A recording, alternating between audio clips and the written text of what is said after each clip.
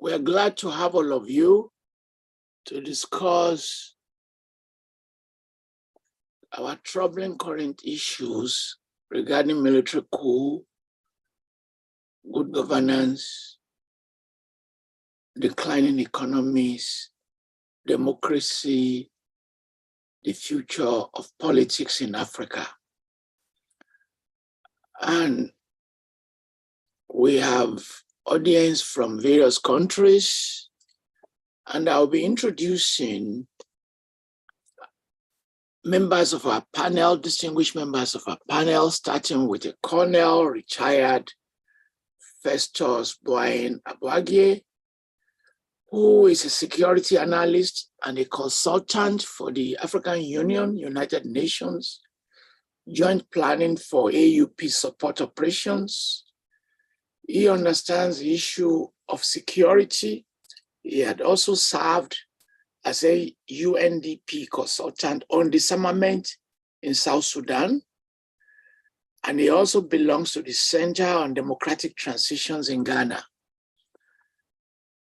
If you have followed the activities of the Save the Children International Military Advisory Group, he served as a member. If you have not followed that, he served as the head of the Peace Missions Program at the Institute of Security Studies. He has also worked with the Organization of African Unity between 2000 and 2002, serving in his capacity as a senior military expert covering the Ethiopian-Eritrean conflict and the peace process. He was recalled back for another year between 2003 and 2004, again working for the African Union as a consultant and as a panel member on policy framework for the African Standby Force. And later he went to Burundi to serve as a senior military advisor to the head of the African Mission. And before this service, he was a prominent member of the Ghanaian Army, attaining the rank of a colonel, a veteran of several peace operations. He served on the ECOMOG force in Liberia from 1997 to 1988. And he put all his experiences together into a book, The Ghana Army, a concise contemporary guide to his regimental centennial history between 1897 and 1999. And he also wrote yet another piece on ECOMOG, a sub-regional experience in conflict prevention, management, and peacekeeping. A soldier, a scholar, he has published so many papers on regional peace operations and regional collaboration with the UN. I don't think you can have an experience richer than this and a resume better than this. Welcome, sir. We're glad to have you. Can you say something, sir?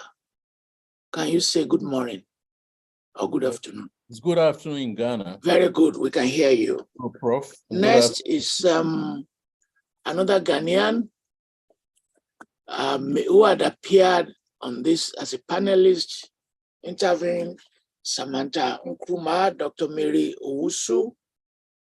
She's an historian who studies modern Africa, ancient Africa. She's written a book on Prempeh. She works on African intellectual history, political development, focusing on Ghana, and she does transnational histories on marginalized personalities and perspectives. A very talented scholar, policy analyst. She took a PhD from Dalhousie. And she didn't went to PhD for that PhD until after she's taught for 15 years. And she's been a teacher, professor at the University of Cape Coast in Ghana. She taught at Biodun Wallace University, Ohio, Dalhousie University, Mount St. Vincent University, and she's currently a teacher at Carleton University, Ottawa, Canada. You can see how talented Africans are. And she's won various fellowship, Cadre Fellowship in Birmingham, Fulbright Fellowship, Isaac Walton Killam Fellowship, Rabahalu Award, and she's expecting yet another book from Cambridge University Press. Welcome, Dr. Mary Owusu. Say hello to me, please. Hello, and thank you very much.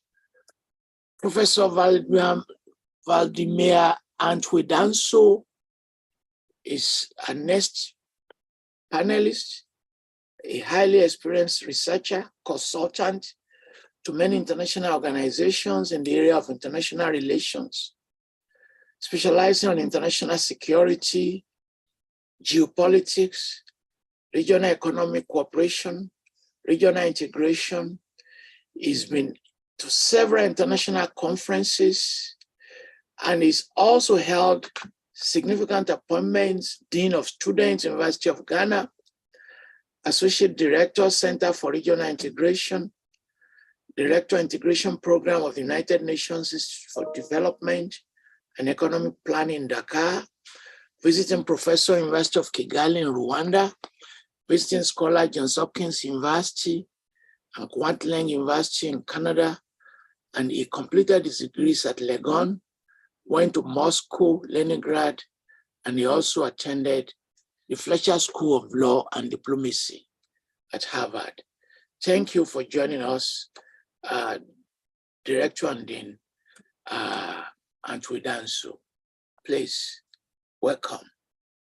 Can you say good afternoon to me, sir? I cannot hear you. I still cannot hear you. Kindly unmute yourself, sir. Now, can you unmute yourself, sir?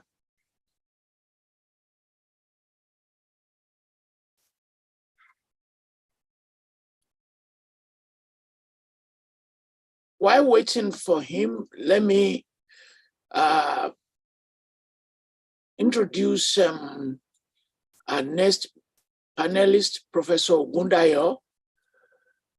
Professor Ogundayo is an associate professor of French and comparative literature at the Bradford campus of the University of Pittsburgh, where he also serves as the director of the Africana Studies program.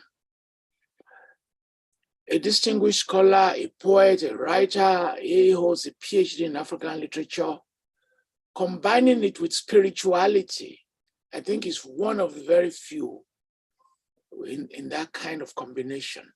From the University of Buffalo, a French master's degree in comparative linguistics from Queen's University in Canada, a master's in French from the University of Lagos, and he's been on sabbatical in Caribbean, and he just completed a one-year Fulbright in Niger.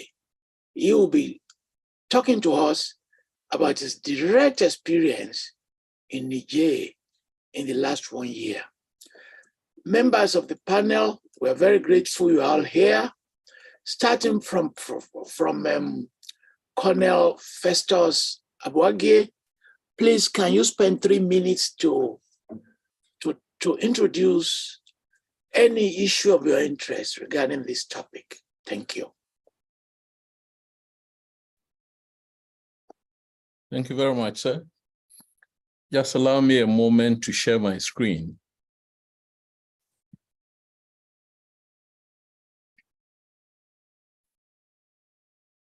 So thanks, Prof. Thanks to all our panelists and our viewers from across the world. As I indicated earlier, I'll try and focus on the civil-military dimensions of the recent spate of coups in West Africa. As a backdrop to that, and I believe some of our colleagues will be speaking to this, we've had about 2 waves of coups within the continent. The current spate, in my reckoning, is a 3rd wave. Now, between the 1st and 2nd and 3rd, there were episodes of decline in the spate of coups. But as we turned the century post-Cold War, we'll all recollect that we decided to establish some norms in order to trail a new path towards democratization. And three key ones would be the Lome Declaration on unconstitutional changes of government. Then the ECOWAS Supplementary Protocol, which within the sub-region has become a very topical issue, also of 2001, and particularly emphasizing that the only pathway towards political power shall be through elections, which must be free, fair, and transparent. And away from West Africa, I think the international cooperation on the Great Lakes region, which also promulgated a similar protocol in 2006. And this is where the departure point comes, that despite all of these norms, we still continue to have both civilian and military unconstitutionality. And indeed, it tends to appear that there is a sharp resurgence. And this has implications for the African governance architecture, as well as the African peace and security architecture, which derive from the various instruments that were established. Indeed, this discourse is as a result of this spate. Now, I'm one of the few, or among the school of thought, who believe that the discourse must start from the civilian, so-called democratically elected civilian leaders who employ undemocratic strategies, including re-engineering constitutions, to remove term limits, to remove age limits, basically to entrench themselves in power. And I'm showing on the screen the classical cases of Rwanda 2015, Burundi 2015, Congo Republic 2015, Uganda 2017, and one that curiously we don't talk much about, that is Zimbabwe in 2017. From my estimates, in West Africa, we've had 11 such civilian unconstitutional attempts since 2003 in 7 countries. Burkina Faso, 2 years, 2005, 2014, Togo 2005, 2015, Benin 2006, 10, and 19, Guinea 2020, Cote d'Ivoire 2020, Senegal not long ago this year, 2023, and the Gambia 2021. Indeed, Gambia also has an episode this year, I think. Now, such leaders have also employed, very disturbingly, systems of constitutional tyranny accompanied by violence, imprisonment, killings, and exiling of political party opposition especially, simply to meet their parochial interest. I'll be ending on this slide. I suppose my 3 minutes will be over very shortly. Is that on the other side of the equation, since 2000, Africa has also witnessed some 25 successful coups in 14 countries. Burkina Faso, 4 episodes. Central African Republic, 3 episodes. Chad, 1 episode. Now, let me remind our audiences and viewers that my timeline is from post-Cold War 2000, not the recent reckonings from 2020. Gabon, 2023, Guinea, 3 episodes, Guinea-Bissau, 1, Mali, Niger, 2 episodes, Egypt, 1 episode, Madagascar, 1, Mauritania, 2 episodes, Sudan, 2 episodes, Togo, and the intriguing one that I mentioned about Zimbabwe, whether it was a civilian or military coup, but it was a coup nonetheless. Yet 10 West African states have experienced about 17 coup attempts, besides significant crises in Benin, in Cote d'Ivoire, Burkina Faso, Togo, Gambia, Guinea, and Senegal. I could end here if my 3 minutes are up. Prof. Thank you very much for that contest. When I was introducing all of you, I deliberately left out a king so that I could devote more time to him, His Imperial Royal Majesty, King and Professor Fuankem Achankeng, who is the Humphrey International Fellow and a conflict scientist. Is a king in the Bamenda Kingdom, but he served as a diplomat many years ago for Cameroon, and today is a professor at the University of Wisconsin, Oshkosh. And before joining the university, he taught at Marian University, University of Wisconsin Parkside, University of Wisconsin Fox Valley, and for over 15 years, he was a senior official in the Ministry of Foreign Affairs of Cameroon. And during those years, he founded the Association for Non-Violence in Cameroon. And it's a strange irony that the area where he comes from now is now engulfed in violence. He's a leader of the Ambassadorial movement. They want to create their own country. And at the moment, his region has imploded. His most recent book, which I've had the privilege to read, Occupying a Panther's Truth, and he's done other books on nationalism, on boundaries, on peace and conflict. Welcome, King Achankeng. Can I use this opportunity to ask you to make your initial statement? Thank you. Thank you very much, Prof. Thank you for having me. Happy Sunday, everyone. Go ahead, sir. Go ahead and make your initial 3-minute statement. Thank you for having me. Happy Sunday, everyone. Make your 3 minutes opening remark. I don't think it's listening. You're not hearing me? Okay. Let's go to Antwi-Danso. I don't think the king can hear me.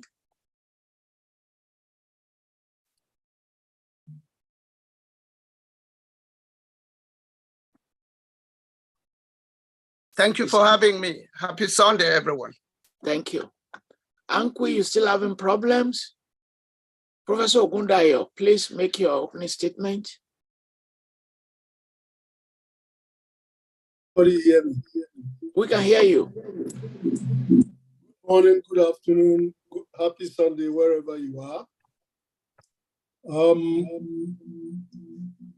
I would like to have a 5-point or 4-point presentation, but with the 3 minutes that I have, I want to take this opportunity, number one, to appeal to our presidents and leaders in ECOWAS for compassion for the people of Niger. I respect whatever decisions you take, even though I disagree, but for the sake of compassion, please let in food and medicine for the long-suffering people of Niger. We can sit on any international forum and have endless debates about democracy and the rest. It's important, but it's also important to put ourselves in the shoes of people living day to day in Niger Republic who had no hand in whatever is happening now and who really have never had a hand. So for the sake of compassion, please let in food, President Tinubu, President Gbagbo, let in food and medicine. And on another note, whatever we are doing to Niger in terms of sanctions, it has reverberation in the rest of Africa. Take the example of onions. It's a big producer of onion. The price of onions has gone up in Ghana and neighboring countries. That is no accident. So there are real life consequences to whatever decisions are taken in diplomatic corridors. Number two, I would like to talk about the anthropology of it all, namely, at the back of all what is going on and Francis' moves is the utter lack of disrespect, utter lack of respect for the humanity of Black people. France is basically replicating in Africa what it did in Haiti. We can get to that later. Third, France talks about liberté, égalité, and fraternité, and the universal rights of mankind. France promotes itself as a very diplomatic nation and culture, and yet France has total disregard for, some of the stipulations of Vienna Convention. People are just we'll get to that, and those of you who are better experts will also help me with that. And finally, the theme of West Africa, and resource control. And I'll illustrate that with, for example, every time there are elections in Nigeria, our politicians have to go to Chatham House. It's like we have to go outside to seek approval about how we intend to run our African countries. There's that. And we remember sometime last year, if memory serves me right, the president of the United States calls a meeting of African leaders in Washington. How about just getting up and going to the AU and meeting African leaders? So there's a bit of that. And then the whole issue of resource control, which in my view is at the bottom of all this. It's all about Africa's resources. I don't think the West, especially France, really care about, the economic and social conditions in which Africans live daily. And I'll tie that to what happened in Haiti. Haiti was the crown jewel of France's colonial empire, and it garnered for France at least 20% of its GDP when sugar was king. And we know what France did in Haiti. So we constantly need to awaken or remember or reiterate the historical connections. What's happening today is not an accident. What France is doing today is not an accident. It's just a lot easier to expose the hypocrisy or the French credo of liberté, égalité, and fraternité. Thank you. Oloye Falola.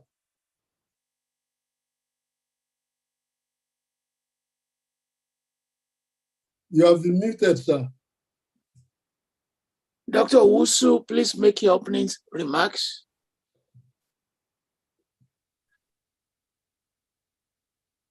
Thank you. So I would like to focus. Sorry, I got a feedback from there. I would like to focus on political dividends, the democratic dividends or lack of it, which for me is at the center of this new wave of coup d'etats.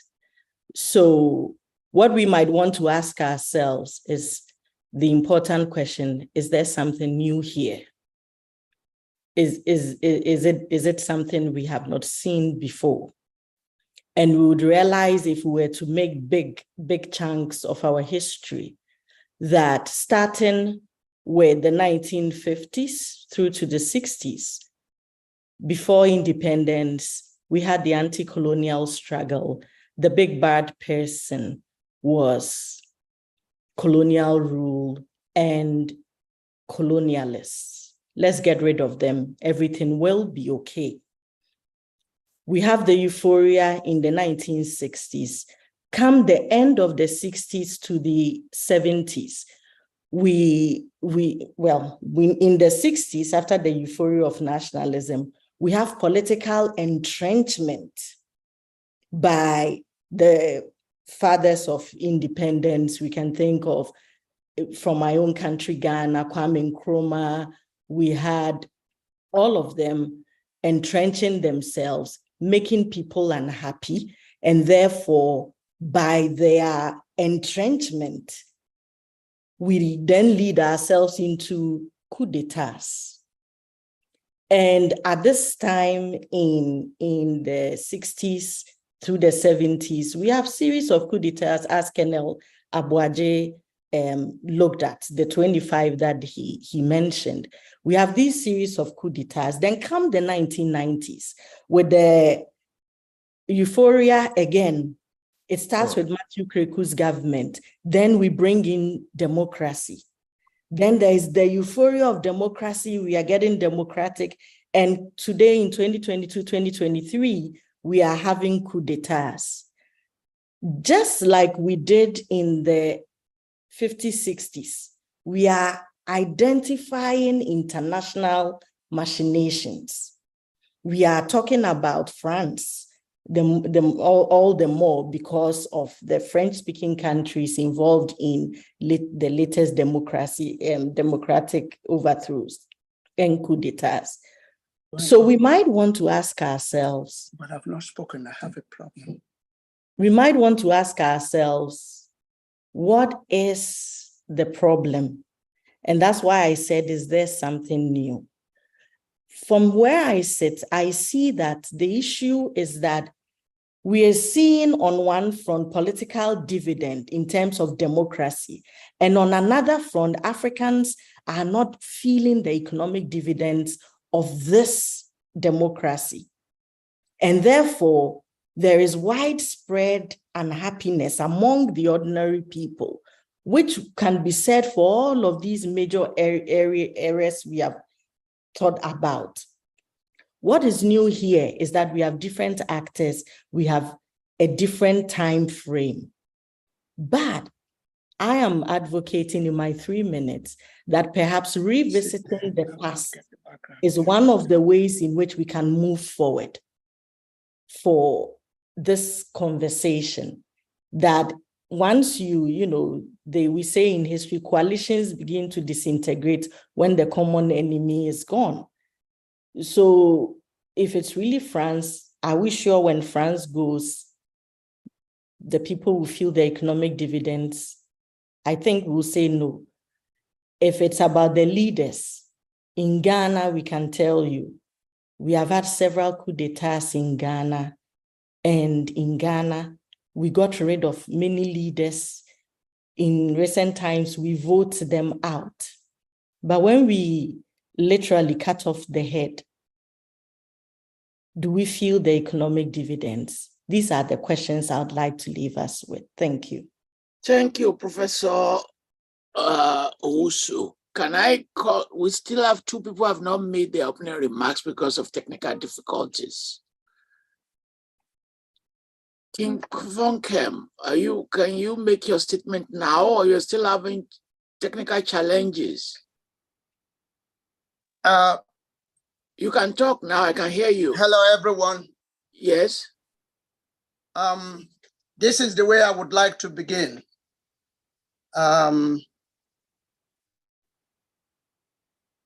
With a quote from the eminent Africanist scholar who happens to be moderating this panel.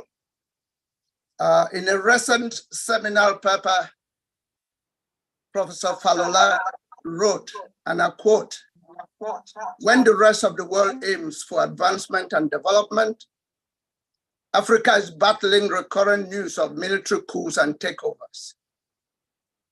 He added, "There is something fundamentally wrong on the continent." I think I agree completely with this assertion that there is something fundamentally wrong on the continent. Unfortunately, the recent coups and military takeovers appear to have come to many by surprise. That's why I'm surprised.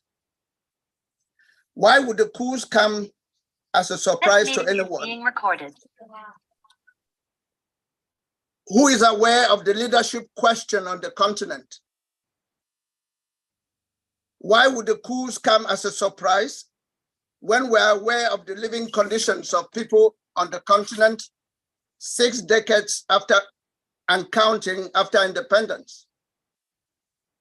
Why would the coups come as a surprise when we know about the cooperation accords called pacts that were signed by leadership of French countries at independence. Why would the coups come as a surprise when political power is monopolized by the ethnic origin of leaders? And I could go on with these whys. René Dumont was very alert in his book, False Start in Africa. In 6 decades of independence, the false start remains with the continent. The result is a great deal of suffering and underdevelopment, decaying infrastructure, bad healthcare, problematic education, bad leadership, flawed elections, etc. Why would anyone be surprised about these coups? There absolutely ought to be no surprise when we consider the kind of leadership in Africa and what African people go through. What may be surprising were the reactions of the West and the initial reactions from ECOWAS calling for war, supposedly to restore the democratic process in Niger. No surprise from the West, just being true to themselves. Very surprising, though, was the reaction from ECOWAS.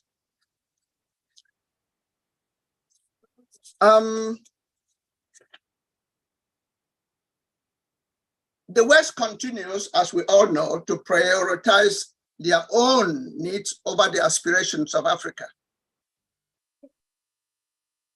But ECOWAS called for restoration of democratic process without looking at their own practices in the mirror.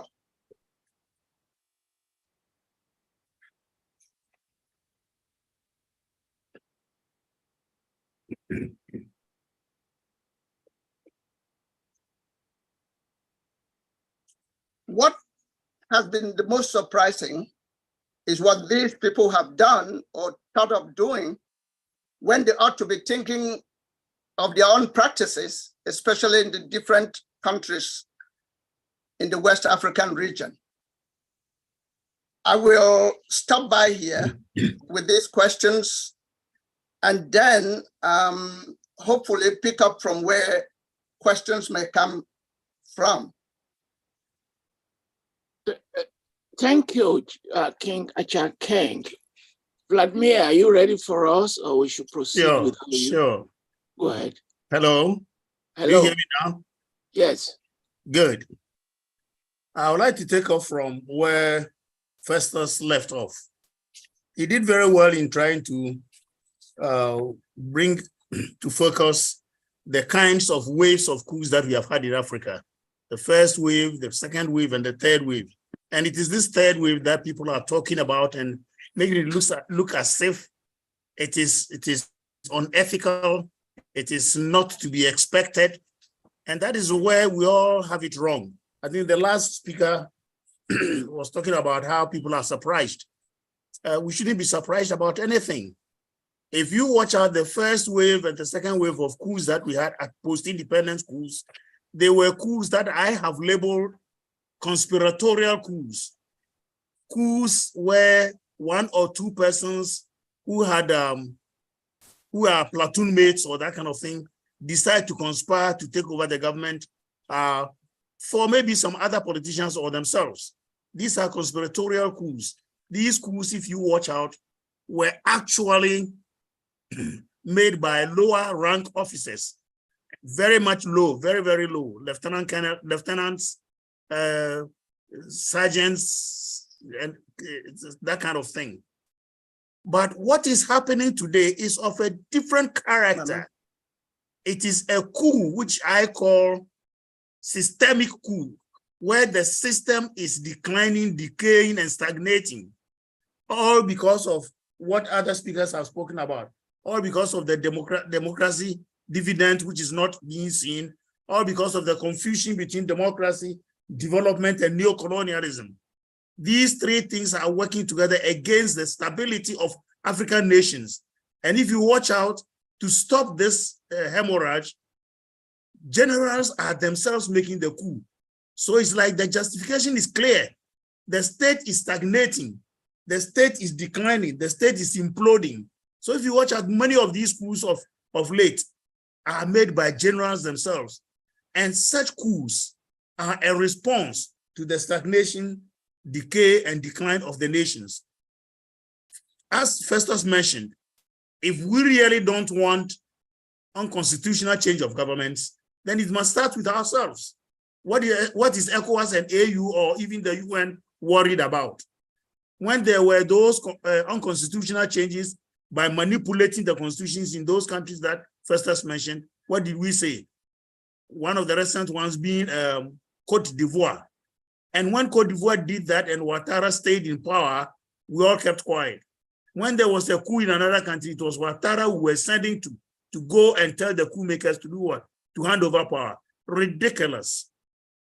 If we don't take care, there are several other countries which are candidates for coups where there is stagnation, decay, and decline. And we must watch out. And I think when the questions come, we'll be able to answer most of the things to satisfy why these coups cannot be stopped just by merely wishing them away or threatening to use force.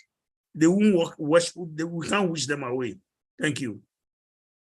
Thank you. Colonel, what do you think we should do to Mbasogo? He ruled for 43 years. Paul Biya has been ruling for over 40 years.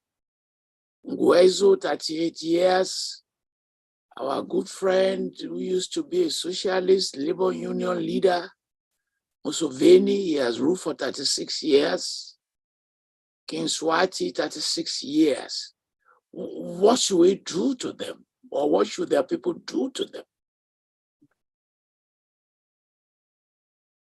Thank you, Chair. Because you have asked me for what I consider to be broad recommendations, which I had already formatted into my presentation,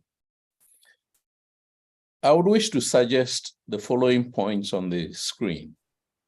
First of all, from what Professor Antwi-Danso said, and my other professor colleague from Nigeria, and my own compatriot, Ishimeri Owusu, indeed, what everybody has said is that democracy has not been consolidated within the continent.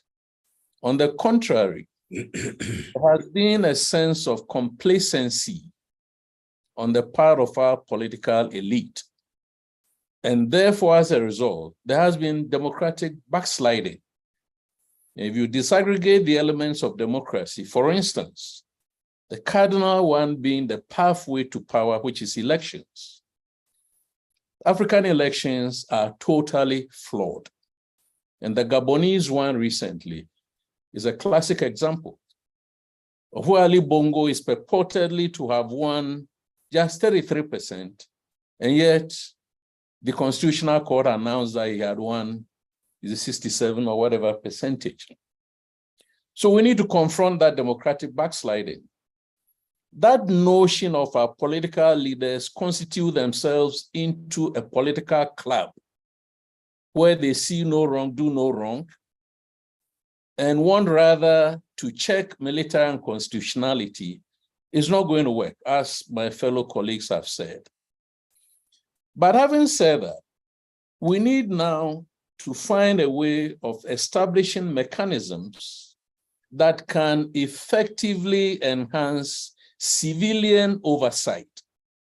And this is a very loaded proposition, because in many of African countries, from Cairo to the Cape, the political class have virtually captured all the political spaces in our respective countries. The judiciary, for instance, the legislature. In fact, political parties sometimes have become coterminous with the state. And political party interest override the national interest. In my own country, you hear politicians saying that we did X, Y, Z because of the party, not because of the national interest. So that is going to be a hurdle. Because many of our politicians, actually, when it comes to governance, are novices. And yet, the moment you are voted into power, it's as if you are wiser than the rest of the compatriots that you have in your respective countries. So how are we going to establish or deepen this democratic oversight on the part of the civilians is a tall order. Then we need to ask of the military to also be professional. But look, the military institutions, indeed the security sector institutions, have all been politicized. If you look at the southern part of Africa, as a result of their history, the freedom fighting, the armed forces are virtually, the same as a political party. But in our part of the world, promotions and appointments and postings and recruitments into security services are all politicized. So how do you politicize security institutions that are supposed to be independent in quotes, and yet expect them to obey, if you like, civilian supremacy principles and so on and so forth? So this calls into question a great deal of dialogue. And this platform is one of the dialogues.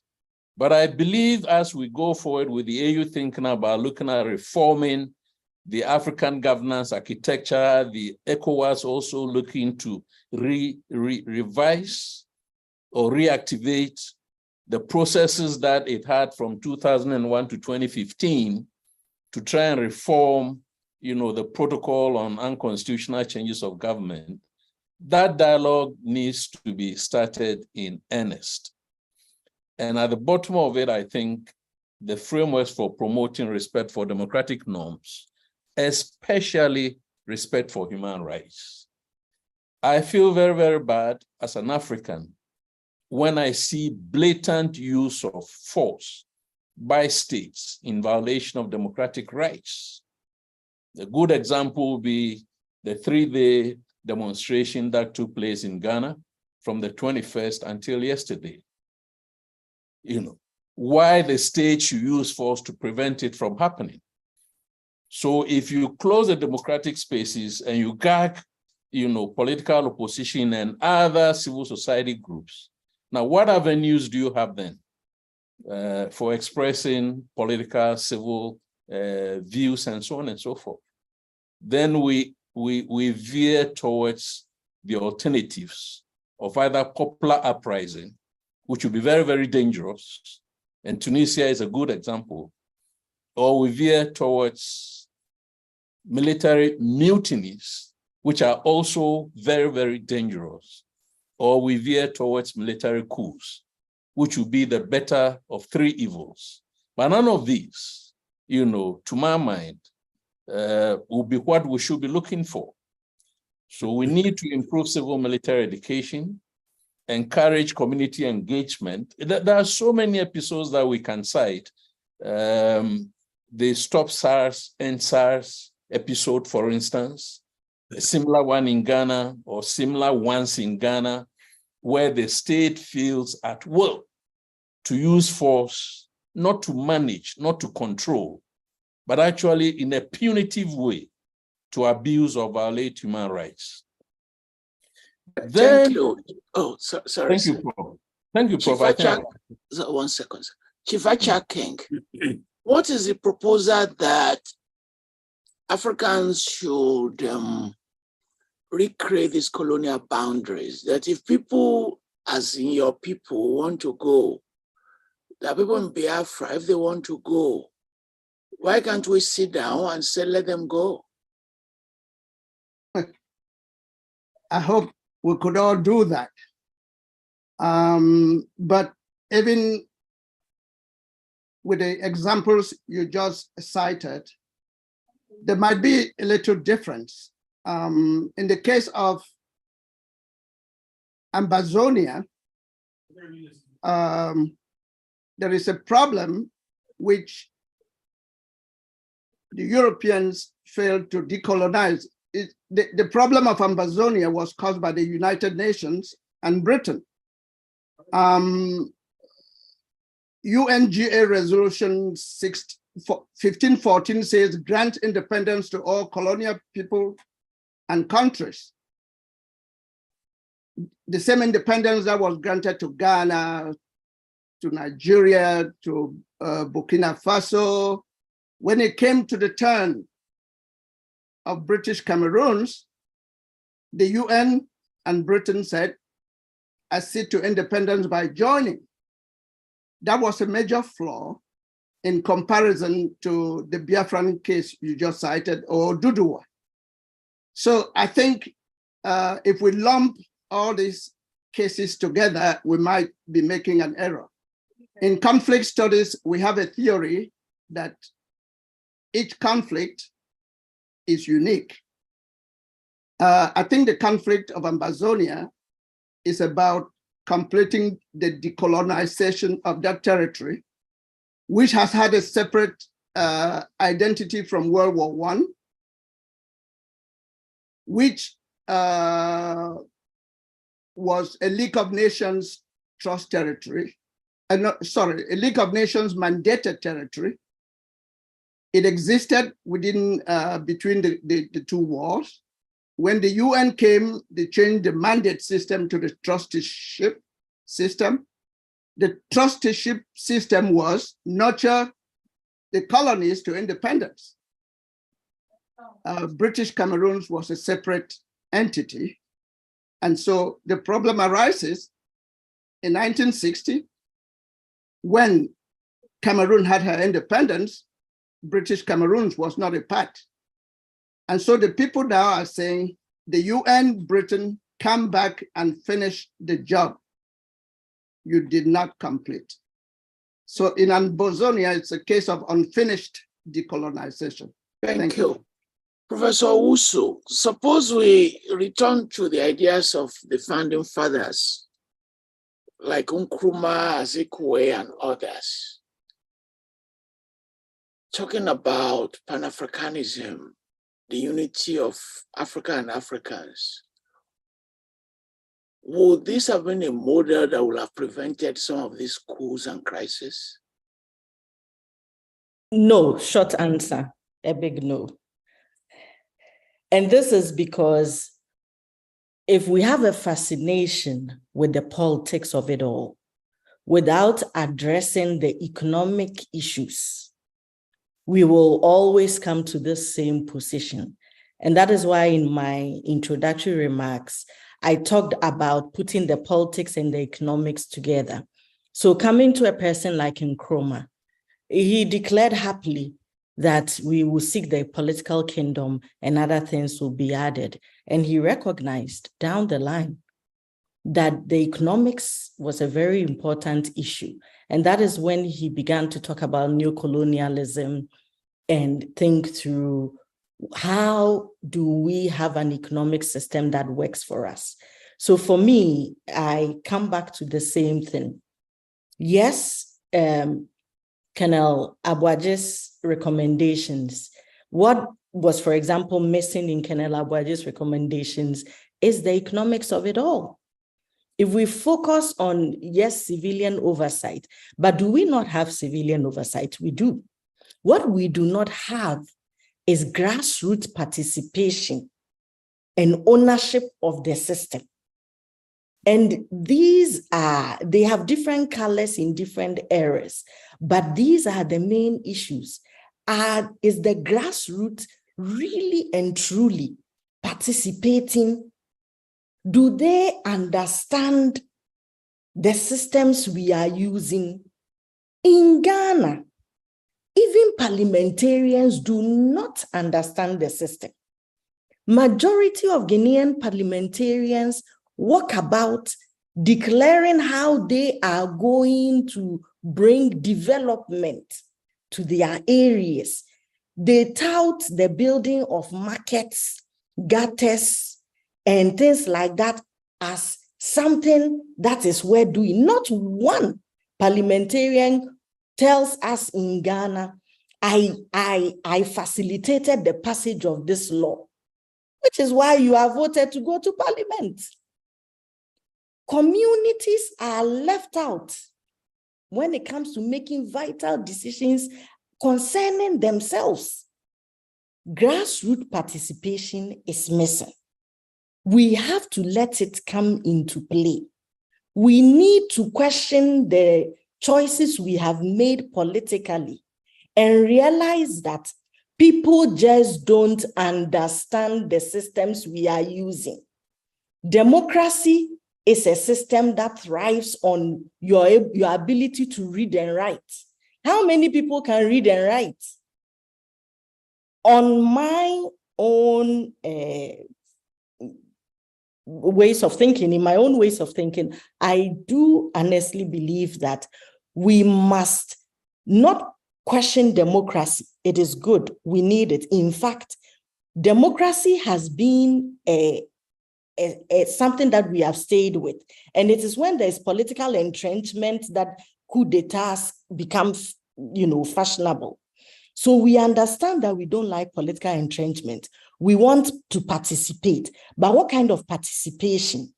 Maybe it is high time for us in Ghana to be different solutions for different places. We are all not the same. And that's the problem too, thinking that we are the same. In Ghana, for example, chieftaincy could be not how it is, but ways of thinking to incorporate that system. These are things that John Mensah Saba in the 1860s through to the 1920s. What system is good for us? What system will work for us? These are not new questions. We are asking them today, but they have been asked over time. And people have come up with ideas and solutions. So anyway, let's Africanize our democratic structures. If we Africanize these democratic structures and we seek to go into the negotiation rooms with our economic well-being at heart as AU, ECOWAS, individual countries, we send people to go and negotiate who have no idea about the things they are talking about. And then we stay in our poverty and we think that the people will be happy. No, the people will not be happy. Let's solve the economic issues. Let's Africanize democracy. Thank you. Thank you. Professor Antwi-Danso. Yes. So the economy in Ghana is sliding, Nigeria is sliding. People are very upset in Nigeria. Sierra Leone, our colleagues, their salary can hardly buy a bag of rice. Yes, it's all This is part of of what Professor Wuse is saying. What is the economic dimension to this crisis? The economic dimension is because the political structures and pillars that will ensure the economic upliftment of these countries are themselves weak and unenterprising, as Professor Wuse mentioned. But let me go directly to your first question to her, whether uniting Africa can be the answer. And I would rather say yes. I would differ from her when she says no. You know, those of us in integration is such that it creates the necessary apertures for rapid economic development, because the collective, the synergy of countries' economies are brought together in the sense that it creates the condition for a larger market. It creates the condition for competition on the world market. It creates conditions for exploiting your own resources, etc., etc. And if you see great Africa, the resources that we have, if we were united in economic sense, whereas Nkrumah's political sense was good at that time. He was thinking, if you got independence, then you join the OAS, the Organization of African States, the Ghana, Guinea, Mali Union. And gradually all the countries would have been joined after each one had gotten independence. Then we tackled the economic, whatever. Oblivious to the fact that the colonialists were just standing by. They hadn't gone. They wouldn't allow you to exploit your own resources. They had forgotten also about the very fact that the Cold War was very strong at that time. It was rather later, like Professor Wuse said, that he just saw neocolonialism as the end state of imperialism, and he wrote about it. So yes, the economic factor is not coming in only because the type of democracy we say we are administering. It's not democracy. There's no democracy in Africa. There's not a single country where there is democracy. What we see is state capture. What we see is the deep state syndrome, where the likeliness of those things that the white man will say yes and applaud, we try to execute them. Is there a constitution? We say yes, there's a constitution. Do you have regular elections? Yeah, we have regular elections. Do you have X, Y, Z? Those things that we see in a democracy. Human rights are recorded in a big book called the Constitution, and we say, oh, there are human rights, etc., etc. Division of whatever, the executive, the judiciary, and the whatnot. So when you have all these, then you are clapping, and they clap for you that you are democratic. But like Festus has pointed out, after all these, what happens? Human rights are not given. Participation, like Professor Uzu is saying, is not there. And yet we say we have a democracy. And that is what creates the condition for the deep state syndrome or the state capture.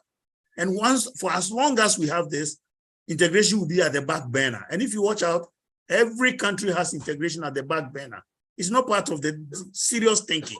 We only talk about integration, ECOWAS, when we have trouble, and we go there to chuckle glasses and drink our champagne and hooray. So for me, until proper democracy, as Professor Uzu is saying, proper democracy, there are no two democracies that are the same in the world. So you can brew democracy in your own pot. If chieftaincy is to be the base of our democracy, so be it. If in our constitution, as chiefs are not removed or that kind of thing, we infuse them and we are ruling that way. It's our democracy. But when we want to copy, in Ghana, for example, we have a mixture of the Westminster type and the American presidential type, a blend which is not working. It is hiccuping very badly. It is because of the hiccuping nature of our democracy that the economic side is also sliding and sliding very badly. What we need to do is always wanting to go and beg and get some money to do, as Professor Uzu has said, some projects. And then we forget what we were voted for to do. As Festus has already said, very importantly, everything is so monetized. The monetization is such that you and me, Professor, you can't be in parliament. I don't know of Nigeria, but I cannot under any circumstance see myself as a parliamentarian or a president of Ghana in the hundreds of years to come, because the structure that has been made is for only those who can get there through the monetized system. And therefore the corruption starts from there. You enter already in debt and you have to recoup it. And you need people to support you in that kind of order. So development does not come. And the people who complain, and as they complain, they will be on the streets, like Festus was describing. If they are not on the streets and they are quiet, they will support any coup that comes. It becomes popular. Let us see Niger, Mali. The people are on the streets supporting. The people are saying, France, go away. Whether they understand it or not, the coup is popular. So for me, yes, integration is very important if we can stop paying lip service to it. That's number one. Number two, the political system is archaic. The political system is such that it is the deep state system, it is the state capture system. Until we go away from here, what Aboagye is describing, the recommendation is given, will never happen. Will never happen. The democratic backsliding. We don't have the democracy that is backsliding. In the first place, we don't have it. It is the democratic deficit, which is the problem. We don't even have a democracy that is backsliding. Thank you. Colonel, may I ask you to go, since you serve in the army, are there issues internal to the army that we can point to, separate from the politicians and democracy? For instance, in the Niger coup, some people argue that the general responded to those who have put him in that office for over 10 years because he wanted to remove him. If that is the case, that is not about democracy now. That is about their own internal conflict. And in the case of Nigeria, when Obasanjo came to power, he was trying to do measures to prevent coups. So they now retire them at the peak of their career. They move them around, they shift them around as much as they want, creating internal challenges. What are the internal challenges to the army that is creating this? Thank you. Well, thanks, Prof. What I think is that, if I may use some country-specific context, there is this notion, indeed, in all the constitutions that you could come across, there is a provision that makes the armed forces the guarantors of the territorial integrity, territorial sovereignty, freedom, everything. Now, if you care to interpret this provision carefully, it's subject to two opinions. The one opinion is what I share with a Ghanaian General Albert Okran, Politics of the Sword, that where the civilian establishment, the political class, fails to meet the national interest, a national interest here needs to be understood not as being the interest of a political party or a president or prime minister, but the well-being of the citizens who are the sovereign of that state. So where the socioeconomic well-being of these individuals are not being met, their welfare is going through the tubes. There is unemployment, there is poverty, there is youth bulge. You have masses of Africans crossing the Sahara, and if they didn't die in the Sahara, they get drowned in the Mediterranean. And if they survive the Mediterranean, then they go into those dehumanizing conditions in Europe. I've never heard an African president pronounce himself or herself on this situation. Meanwhile, there is money in Africa. We have the resources, which is why all our presidents drive bulletproof Mercedes vehicles. And across Africa, including even South Sudan, you have fleets of V8, the very modern ones. So the system that Professor Antwi-Danso is talking about, and the other colleagues, is that we've created a system that serves only the small elite. Within the armed forces in the Francophone countries, I've observed that except Guinea, in fact, including Guinea, all the coups have been made by presidential guards, except Mali. So the regiment that is supposed to protect the president has now become the tool for removing the president from office. Sometimes because that president, like Alpha Condé, has violated all the rules of democracy in Guinea. Or in the case of the other Francophones, Burkina Faso, Mali, and Niger, my observation has been that there are tensions, civil-military frictions between defining the national security strategy, including things like whom do we partner with to ensure our national security? Is it France or is it Russia, i.e. the Wagner? And the military class or the military professionals have disagreed with the civilian elite. So then you get rid of Roch Kabore, for instance, because he was opposed to Russia coming to Burkina. Or for that matter, Mali, gives a sack to even the UN and asks France to leave. So how do we resolve disagreements which are part of normal conversation in families and communities? Because there will always be disagreements in managing any nation about how you spend your resources, where you focus attention on. That's one level. The other level is historically, and you serve in the army. Those who created this police and the army, were they created to advance the project of the state? I do not know what happens in Ghana. In Nigeria, the wife of a politician can ask the police to go to the market to go and buy tomatoes and onion for the family.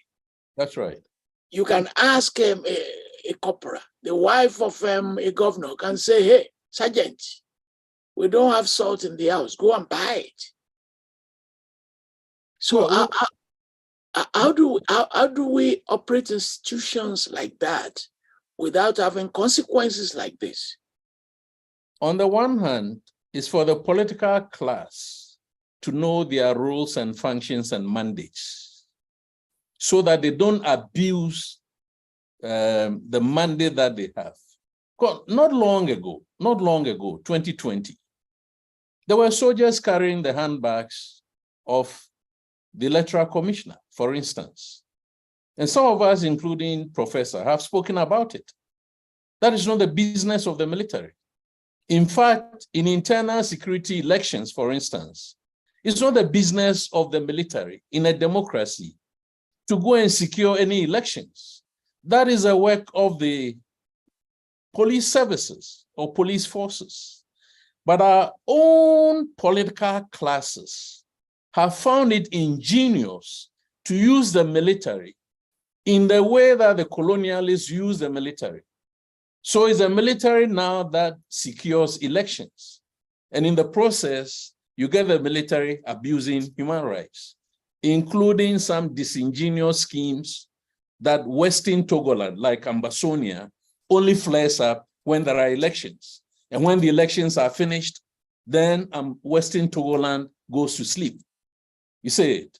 So it is the abuse of power by the political class, including what I said, the recruitment, the promotions, the appointments of the officer corps and other classes within the security services, that is leading to this. Because if every day the military realizes that you cannot rule your country without them, very soon it gets into their head that they might as well come and take over. And that is one of the reasons why we have these coups. You see, there are quite a number of factors, including those mentioned by my colleagues on the panel. But that presidential guard system itself has now become counterproductive. It was inherited as a colonial structure or system from France, and now it is removing precedents. Then there's a case of corruption. Prof, trust me, when politicians corrupt, within the rubric of what we call personalized rule, the top hierarchy of the military system benefits.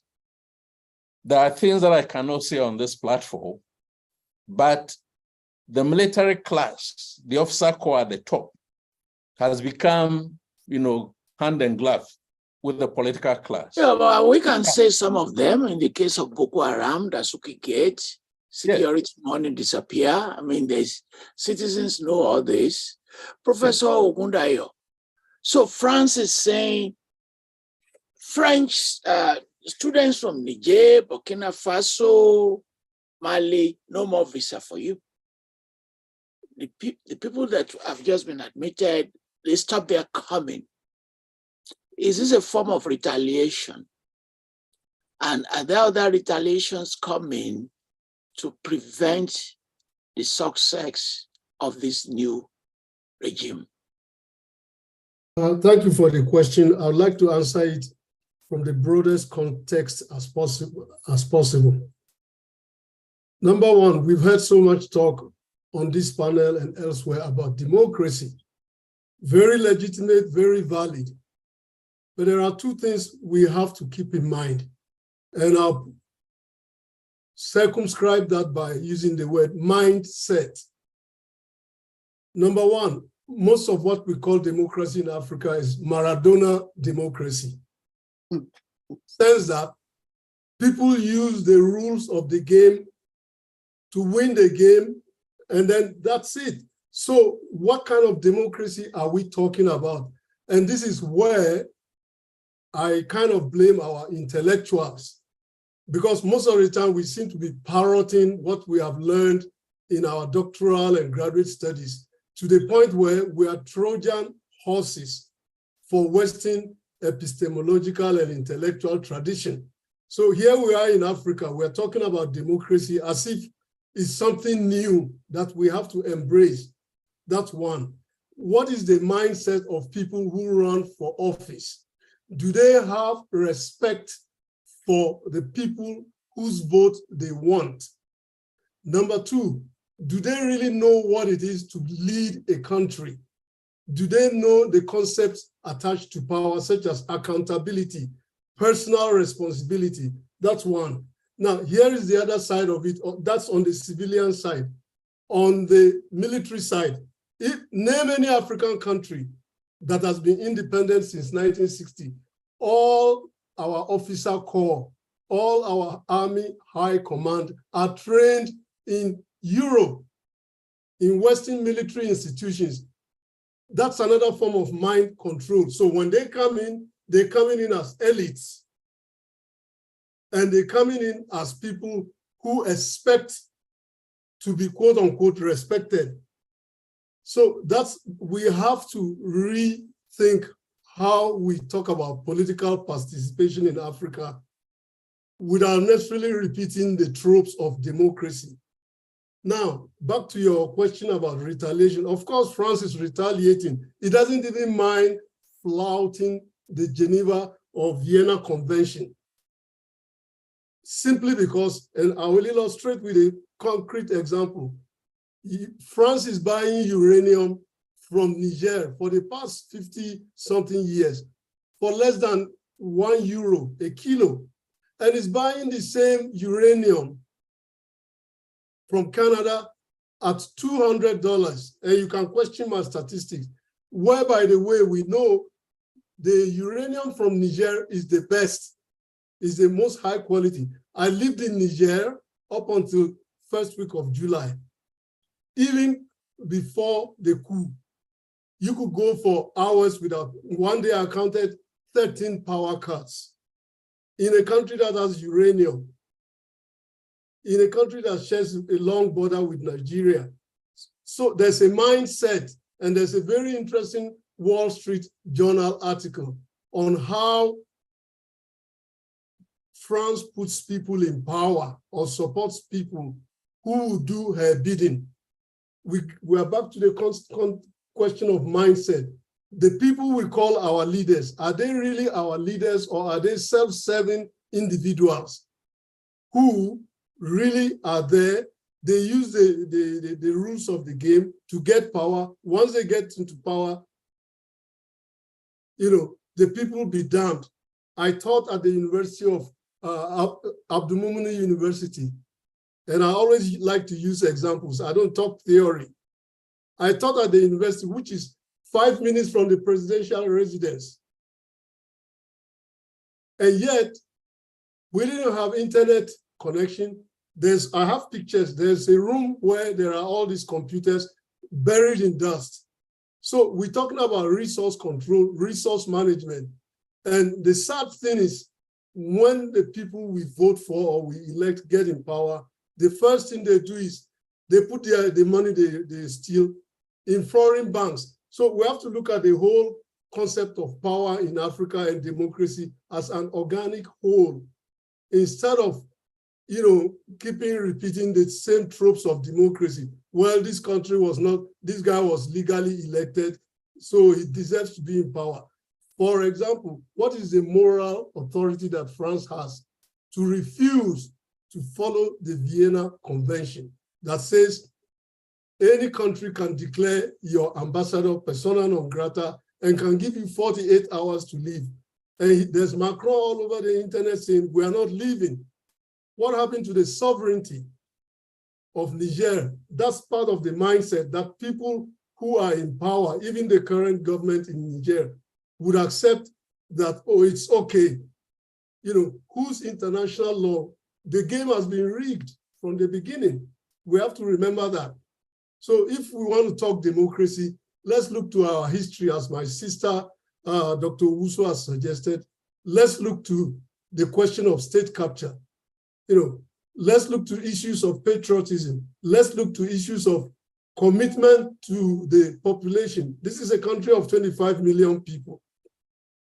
And while there, I was surprised by the number of Toyota Land Cruisers that I saw. And I was like, wow, not even in Nigeria So think about it. Let's revisit the role of NGOs, because they are also agents of the West in fronting and promoting a Western agenda. And some of us, in fact, there's a book titled The Treason of the Intellectuals. I think it's a must read for every African leader or professor or anybody who really wants to engage the subject of Africa. Why are we here today? Why, for example, do we just watch Professor Lumumba or Falola on YouTube as entertainment? And we don't ask ourselves, what is the mindset? What is the mindset? What do you do with $10 million that you steal? And by the way, I'm not going to disclose much. I was a rapporteur when Babangida was president. He proposed a meeting in Jos called Nigeria Foreign Policy Initiative 2000 and beyond. I served on the only committee with other people that was the only committee that was in camera, that met in camera. And some of the things I had, I have not, been encouraged since then. We're talking 1986. So where is the hope for our continent when we are comfortable promoting, repeating Western nostrums and tropes of what democratic practice should be? I mean, Thank you. Are we serious? We still have our lawyers wearing wigs, in hot Africa. I don't know. I'm just throwing everything. Thank you. You've introduced a new dimension. Members of the audience, if you want to make comments, please raise your hand by Zoom while I invite Professor Antwi-Danso to respond to that challenge. Because Professor Ogundayo is saying you and I and the Colonel and Mary as intellectuals, we are also very responsible. I think I agree with him to some extent. If you read Haiti and Saite, Africa Betrayed, he says all these things, then he was lashing at intellectuals, even though the late Haiti was once an intellectual himself. But the details that he chants out there are very interesting. We are all caught up in that mindset. Our training, our attempt to be part of the system. I mean, you heard all those things in camera, but you couldn't do anything about it because you should be part of the system before you survive. I mean, Professor Ogundayo, so all of us, our background, our training, we are all eclipsed by what we learned, and the system molds you. Does not protect you aside, but molds you. It makes you part of the whole thing. And like we are saying, leadership is a big problem in Africa. The people who want to be leaders, what is their vision? Until Africa gets visionary leaders, leaders who know why they come in and what they want to do. But they must know their countries, they must know the history, the trajectory the country has had, and where we are on that trajectory, what he wants to do to veer us onto a good path. We don't have such leaders. And therefore, what they create, we need to be able to be within that milieu. Take, for example, if you were watching National Geographic, you would see that when some of the ponds dry, the different type of fishes in the pond begin to adjust to the mud to stay alive. And Professor Ogundayo, that's how we, the intellectuals, are doing. Some of us write seriously against government and against what is being done. We are labeled, we are chased, whatever it is, but we survive somehow. But others will have to play ball. Others will have to be part of the politicized, monetized kind of political system to survive. We all need to be part of it, whether we like it or not. Play our part in trying to change what we can change. I have been very vociferous in Ghana since the 80s, since the period of Jerry Rawlings, and I was chased out of the country about twice. So there's little that intellectuals can do, but many intellectuals are now voicing out things. They are writing, people are writing. Festus, you see over there, has been very vocal in Ghana, and I know He's not the pride of many, even within the military. But that's the case. You are eclipsed one way or the other, but we will survive. Thank you, Professor Ademola da Silva. Please make your comments and go ahead. Yeah, thank you very much. Sorry. We can hear you. We can hear you. Proceed, sir. Thank you very much. I want to commend the efforts of all the presenters. And but I also want to just draw our attention to something that I've not seen, maybe emphasized here. The colonial, the colonial factor, the fact that they are not on the standby, they are the puppeteers, and the African leaders are the puppets. All they are interested in are our resources. And each time they know that somebody is radical, is visionary, they have a way of taking him out. Now, I want to link that with this issue of coup. Yes, as somebody has already, put it properly. The fact is that we have really not had democracy in Africa. What we have is state capture. And in fact, it is a kind of coup, civilian coup, a more violent party, grabbing the state against others. And in order for them to perpetuate themselves in power, they lobby for support of these former colonial masters. And that is the reason why you have Mobutu Sese Seko and Kasavobo, conspiring against Patrice Lumumba, and and then you also have quite a number of others, including even Ghana, Nkrumah. The coup that removed Nkrumah was not self-made; it was monitored, because the West never wanted, that kind of brilliant person, as leaders. And that is why in the end, you find that they could spend 30, 40 years as long as they please the puppeteers, while they act the puppet. And so I think there's also there's need for us to take cognizance of this. And therefore, when we are working at the solution, we must factor in how do we disengage totally? How do we decolonize? How do we look inward? Professor Da Silva, please, panelists, write down, not now, the role of external actors so that you respond. Thank you, sir. Jonathan Bildo.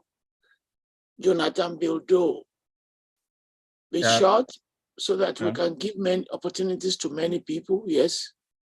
Thank you very much. I think the first question, the person who just spoke before me took the wind out of the sail.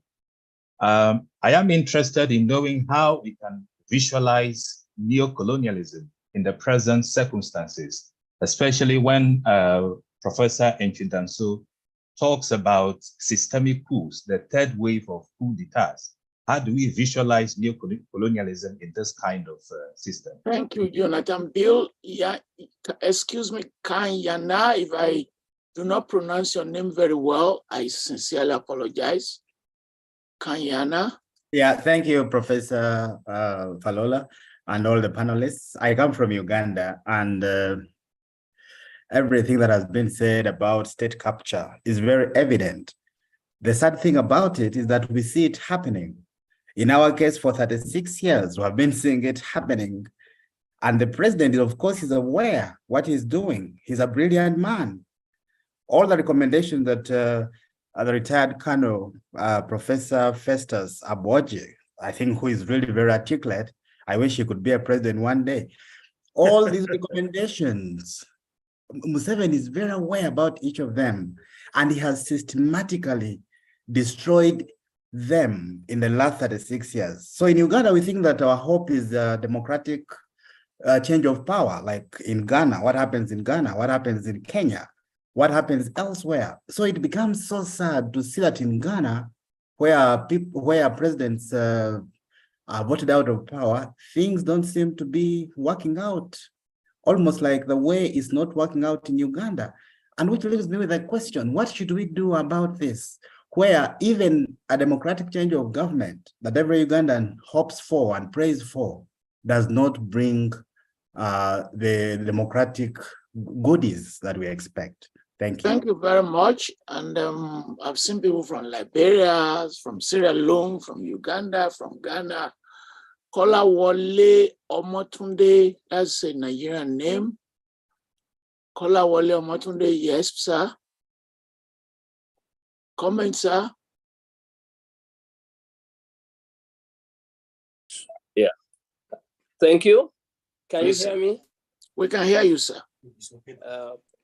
I have some questions. The first one is it time and length of rule that is our problem? Singapore and world's hero, Lee Kuan Yew, was prime minister 1959 to 1990, 31 years. And he remained in cabinet another 21 years after, meaning his party has been in government for 51 years. My second question is it education and productive knowledge of the African citizen? Does the average African citizen, majority uneducated, have enough knowledge of what is good for him and who to vote for? The average African citizen would rather currently go to the church or mosque for miracles rather than go to the farm to seek wealth.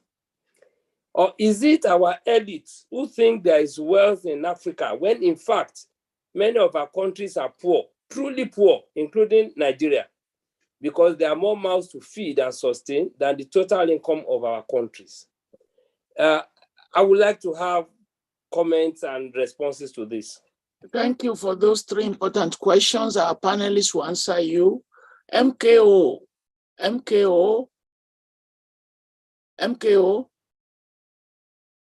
Kindly, okay. Good evening.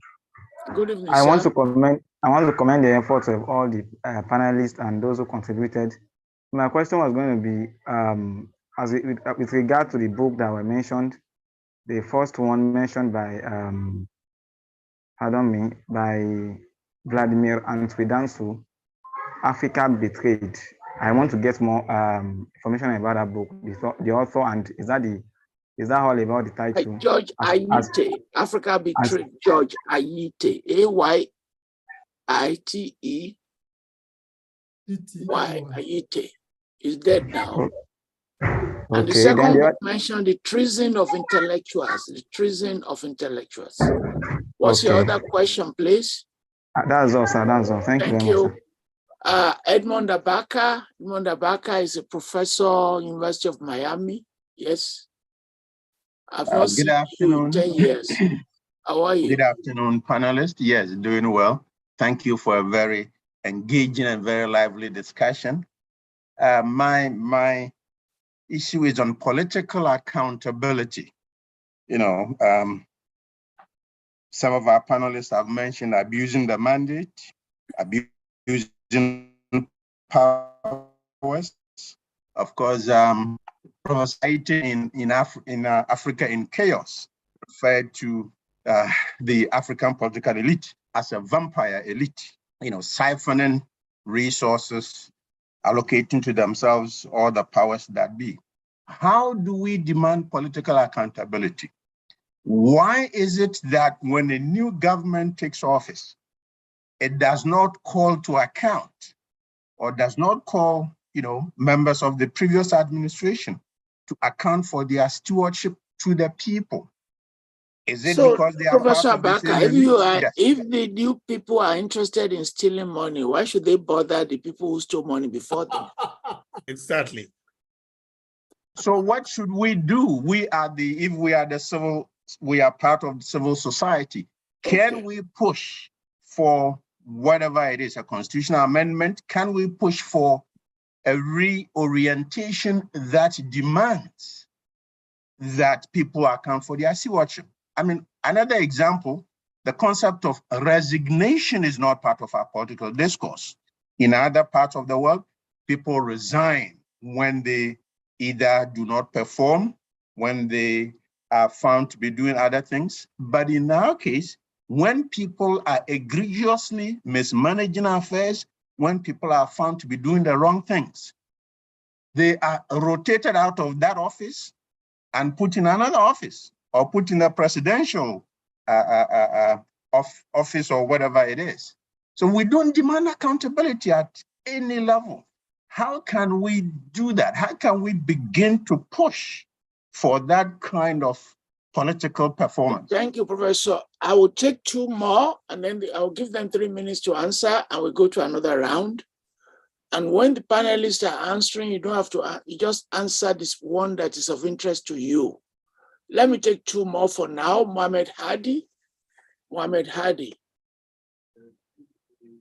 Please, sir, we can't hear you. Please unmute yourself.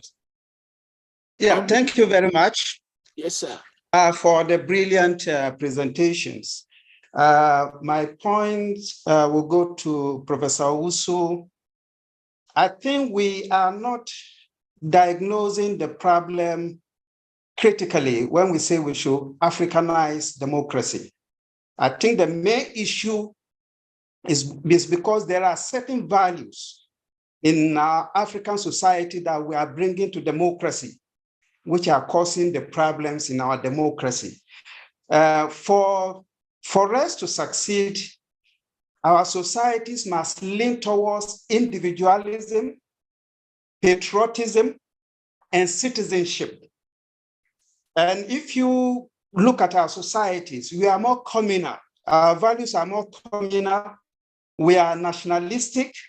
Instead of thinking of the state, we think of our ethnic, cultural background rather than patriotism. And citizenship is not there. That's why our rulers are ruling us like subjects, which are coming from our African values. So rather than saying we should Africanize democracy, I think we should look at the conditions that will permit us to celebrate the universal values that come with democracy, like the respect for the rights of individuals, accountability, and good governance. For example, we talk about corruption. The very people who say, oh, it's okay, as far as it's coming from, it's okay, everyone takes it, so it's their time, rather than this. And the second point that she made, Professor Owusu, about that we need grassroots participation. Again, it is there. But like Dr. Ogundayo said, is the mindset.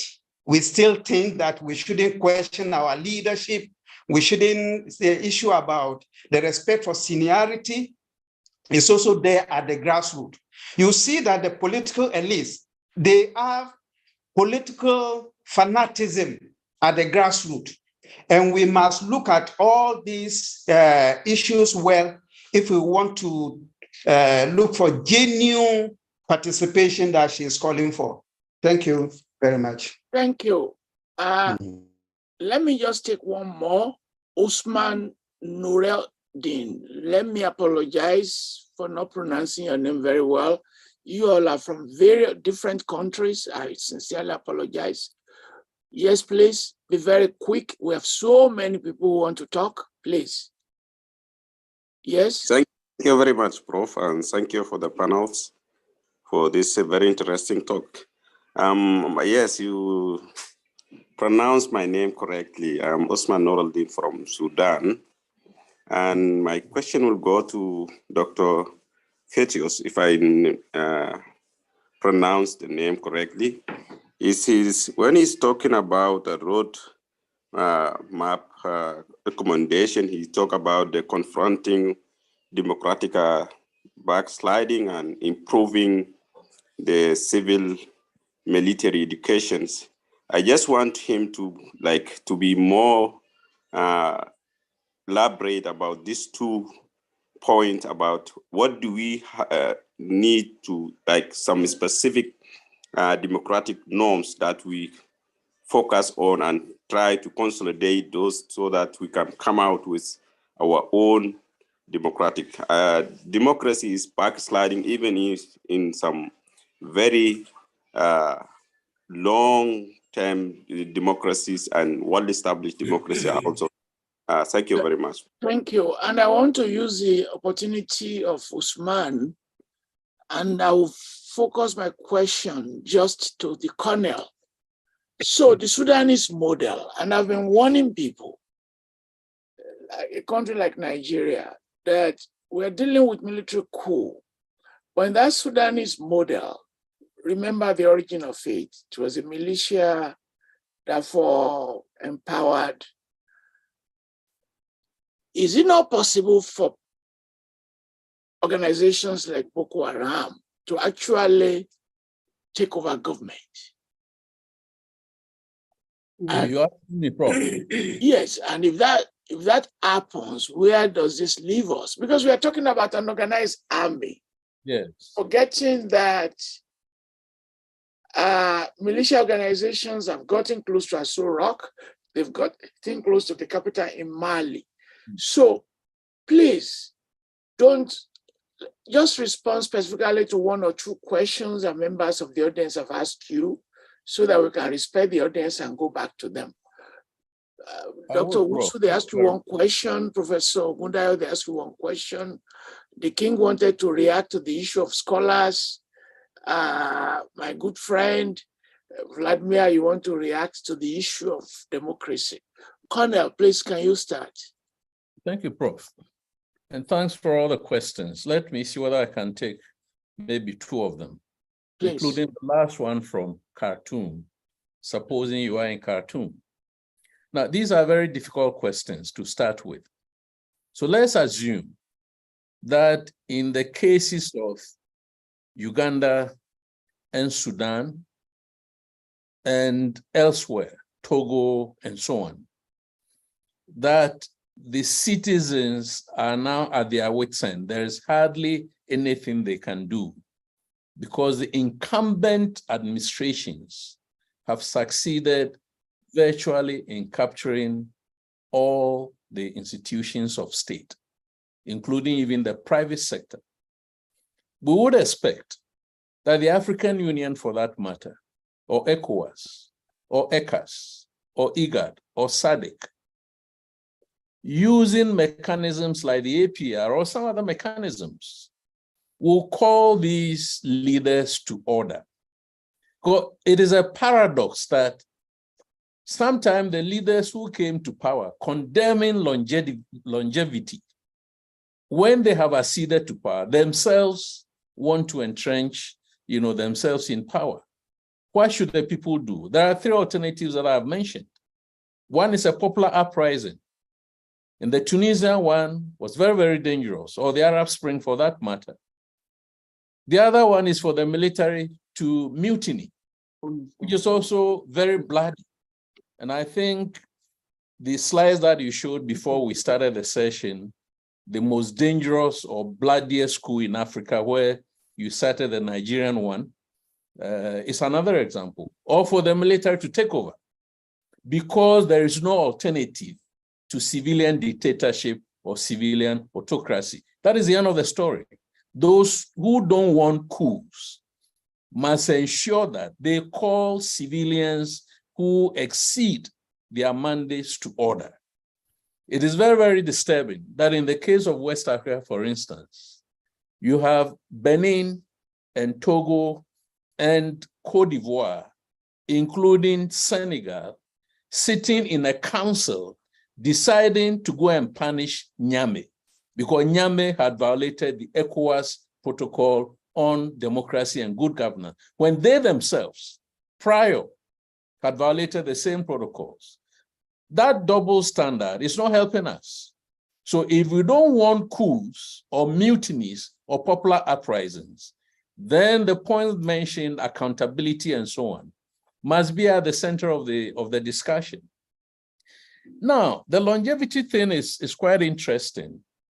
The other dimension is that, is it acceptable that in a country like Gabon, you could have a dynasty ruling that country for 55, 56 years? Or in the case of Togo, you have the Yademes superintending over the country since 1967, thereabout. And ECOWAS is very silent. African Union is very silent. And yet when there is a coup, then we hear, these voices blazing that coups are not acceptable.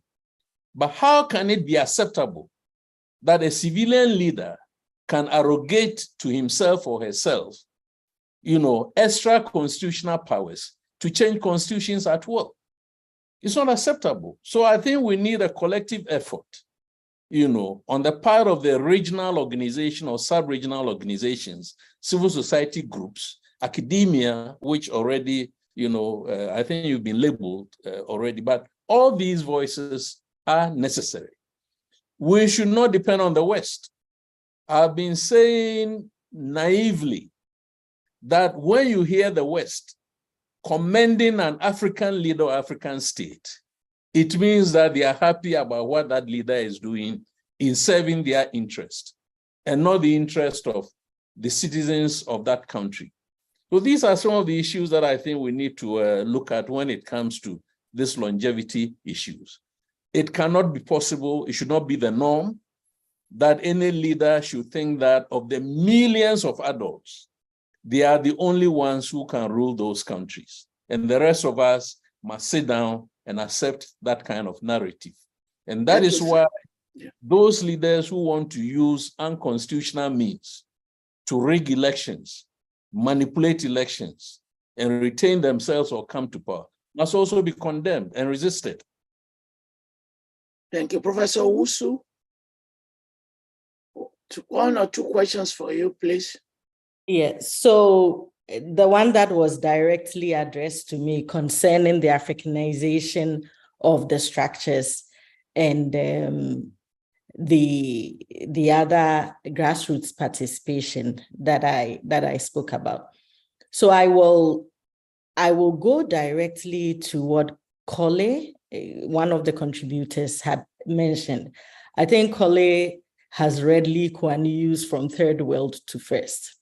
And it is one that I would like to bring about. In Lee Kuan Yew, for example, gives us a very interesting take. One, he was from a third world country, if we are broadly using the term third world for our countries too. He stayed for a very long time, but he left on his own accord. He did not go through a military coup d'etat. And so I like the questions. Is longevity an issue? Or is it knowledge? Or is it about the elite? I think that, to take a leaf from Lee Kuan Yew's book, in the Lee Kuan Yew case, he was very, very interested in the economic development of his country.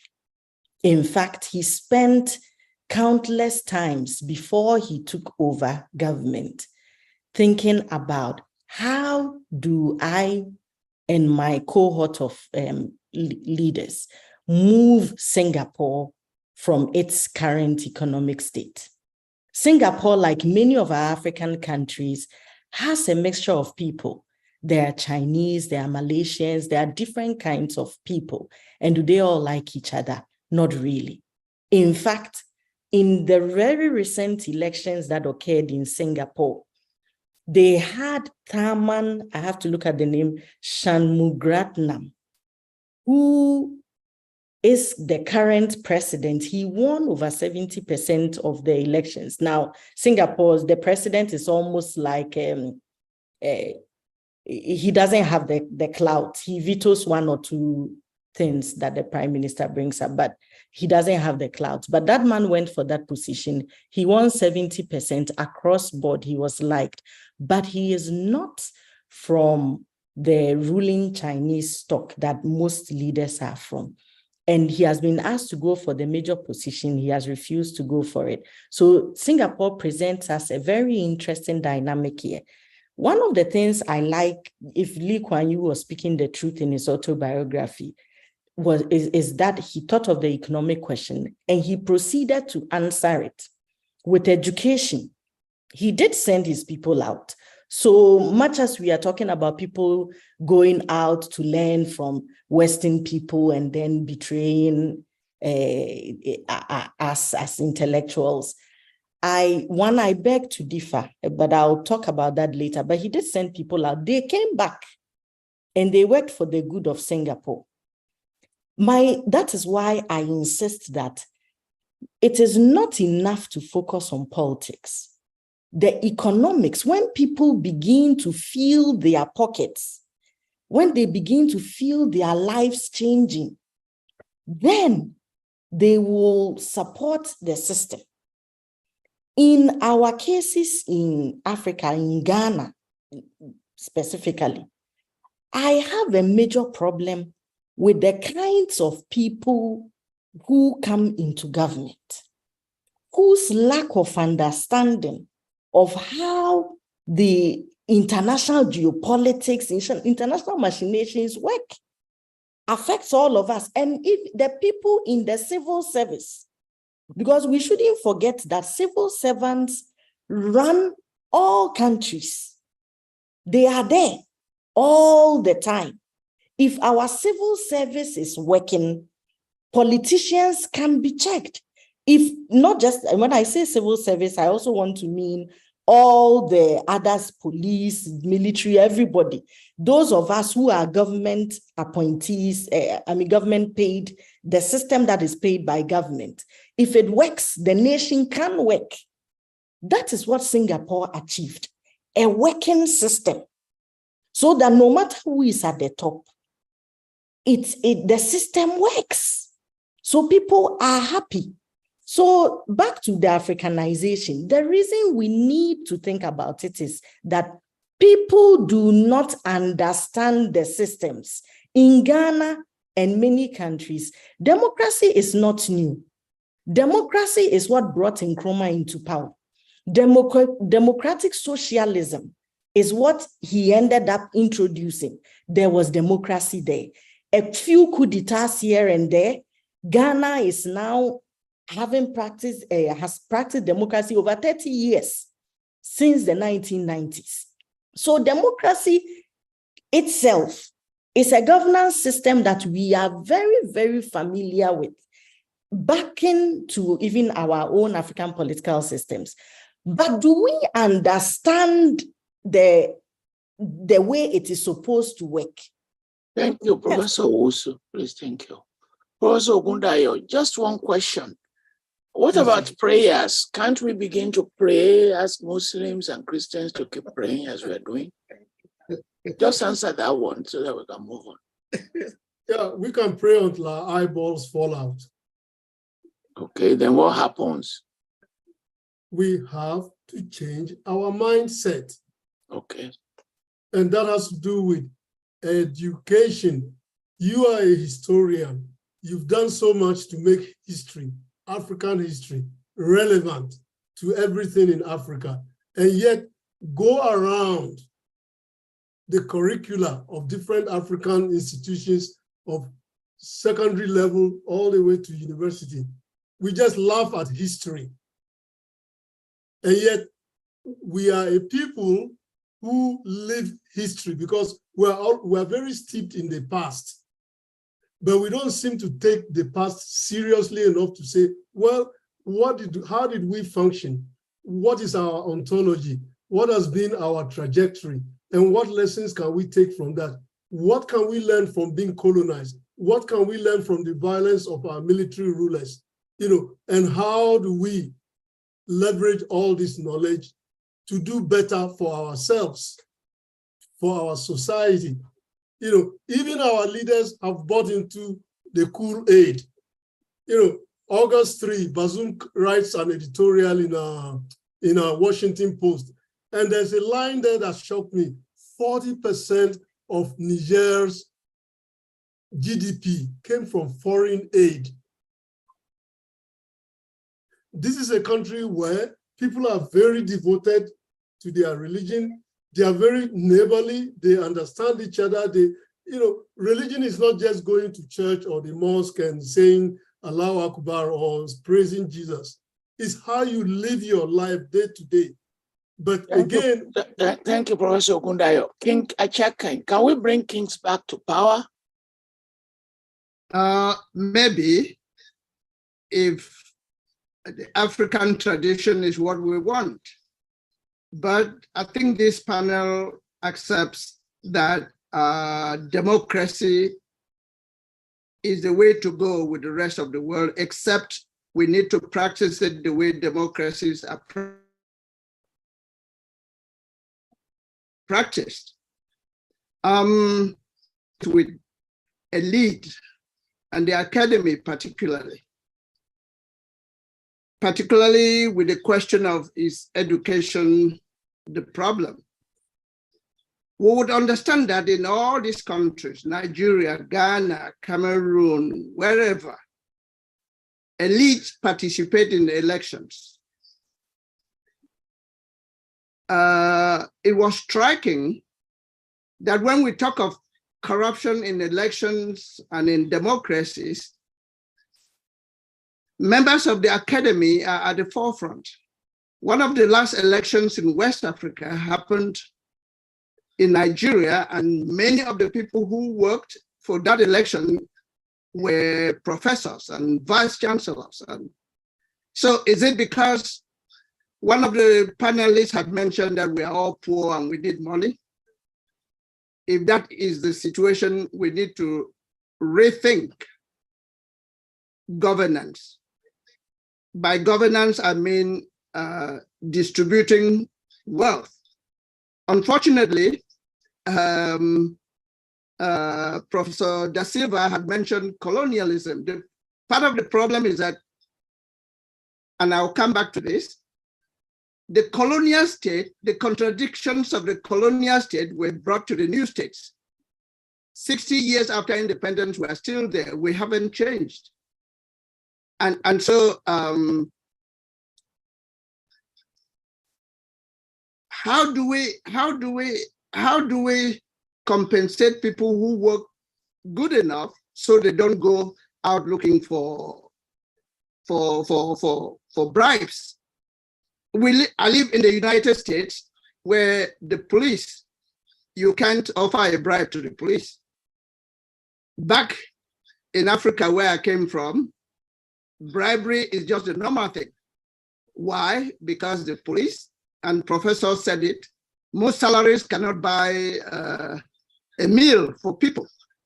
So I think part of the problem would, or the solution would be to envisage or envision the compensations that people get right to the rank of the elite, and particularly people in the academy, because they are the ones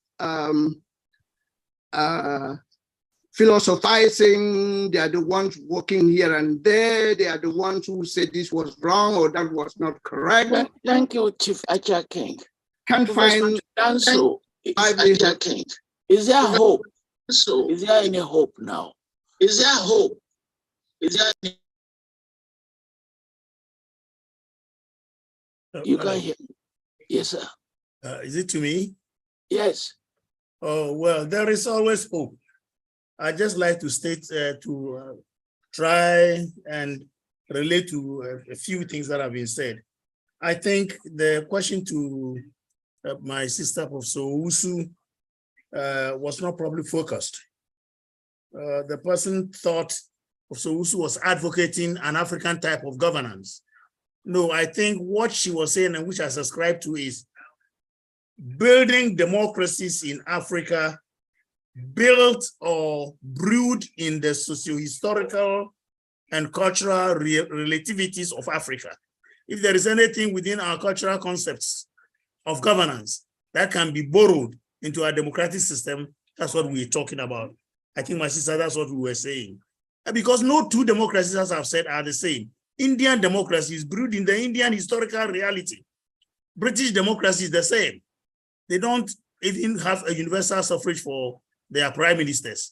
Your prime minister, you become a prime minister only when you lead your party and you win your elections in your constituency. American democracy is even worse, where electoral systems are concerned.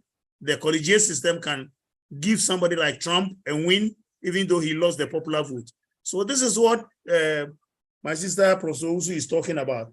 There was a question about whether the current coups has anything to do with neocolonialism. Yes and no. No, in the sense that unlike the earlier coups I termed the conspiratorial coups, those conspiratorial coups were supported by the neo-colonialist element, that is the Cold War patrons. Those coups were conspiratorial because the patrons paid some people to do them. This time we have systemic coups made by the generals because the system is imploding. Neocolonialism is to blame one way or the other because of the economic situation in which these countries find themselves before the coups come. It is because of the neo-colonialist tendencies, like my brother who stayed in Niger was saying. Here was in Niger swimming in the basic element for electricity, and yet they don't have it. And France is buying them at the point where they want to, and France can bluff. So you see that neocolonialism is involved, yes, but no, they are not patronizing the coups. So that's what I would say about that. The hope that we have is the fact that these things are unraveling, and the more they unravel, the more we become wise. Some of the things we're doing on this program shows that we are putting enlightenment to these things, and gradually we will have leaders will be thinking. I remember the guy from Uganda who asked the question. I remember I was in Uganda some few years back. We met with Museveni, and he was sharing a joke saying the international community is asking him when he was leaving. And he said he had told them that he had nowhere to go. His people, if his people liked him. That question was very, very interesting to me. So I said, how do you know whether the people like you? He said, as long as they voted for him. And look, that's how we have diminished democracy, in the sense that if we manipulate even the polls and we continue, then longevity has no problem. These are the issues that are coming out, and we are now being wiser. So, Professor, my brother Festus has indicated that popular uprising, popular revolt is one way to go. Yes, I support that idea, but not when it is supported by neo-colonialist maneuvers like the Arab Spring. Not when it is. All right. Thank you. Professor Wusu, answer. Professor Wusu, answer. Are you still there? It's gone. Chiodo Wank. Chiodo. Sorry, Prof. He's Professor, there. Hold on. Professor Wusu, answer, please. Go ahead. Unmute yourself, sir. Unmute yourself. Please unmute yourself. All right, thank you. Yes, sir. All right, thank you very much for the opportunity to join. I wanted to make a comment. Thank you very much, Festus, and Dr. Usu's economic argument and participation grassroots is very important.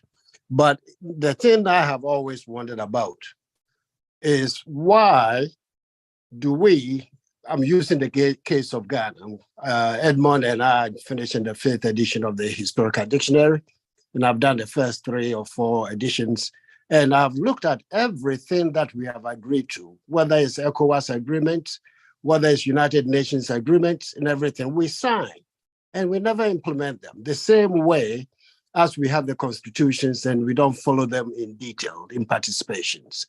We have the Electoral Commission, the Media Commission, and other commissions categorically decided that once those individuals have been appointed into position by the president and confirmed by the parliament, they are left alone to do their work. And yet, we see over and over and over again politicians trying to influence these particular outcomes.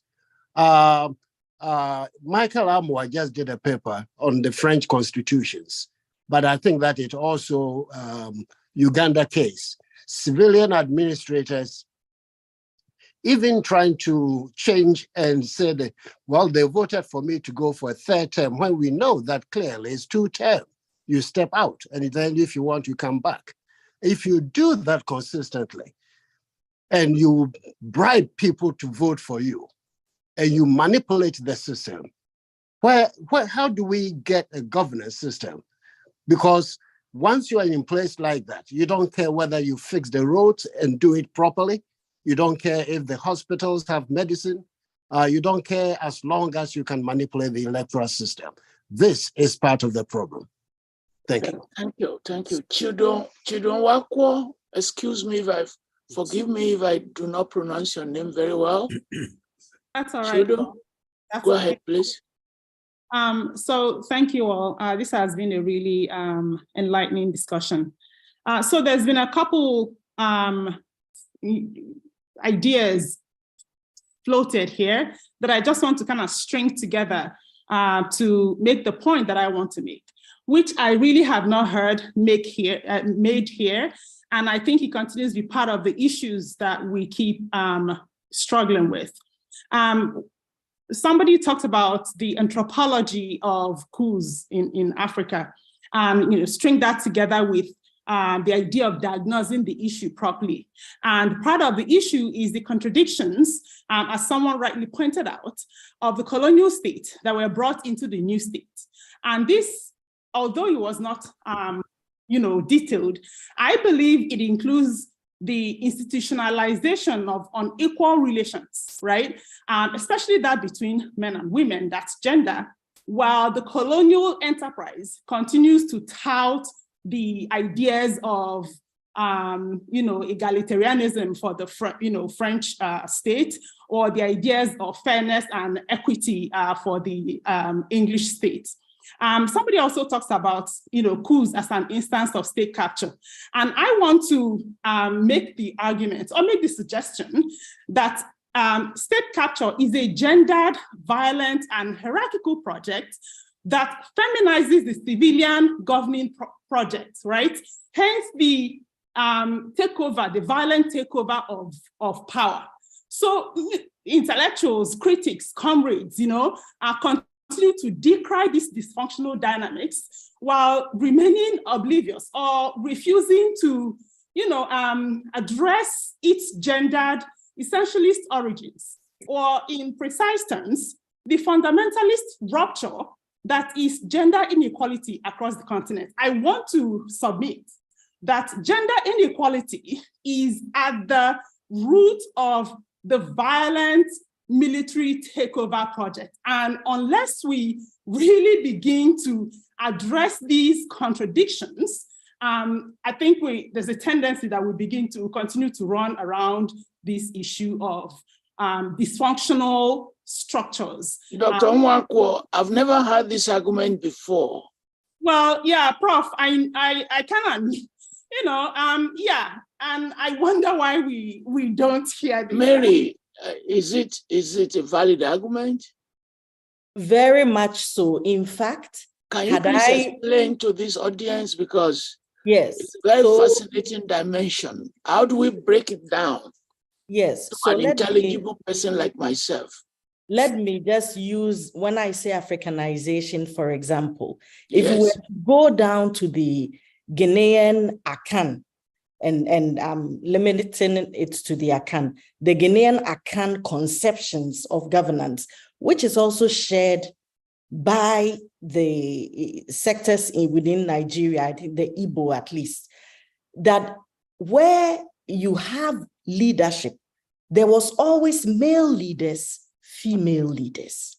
And that brought the balance. Because in terms of the cosmology and the understanding of our ancestors, it is not possible that only one side, when they are, and now, of course, we have a varied understanding of gender beyond by the binary of male and female.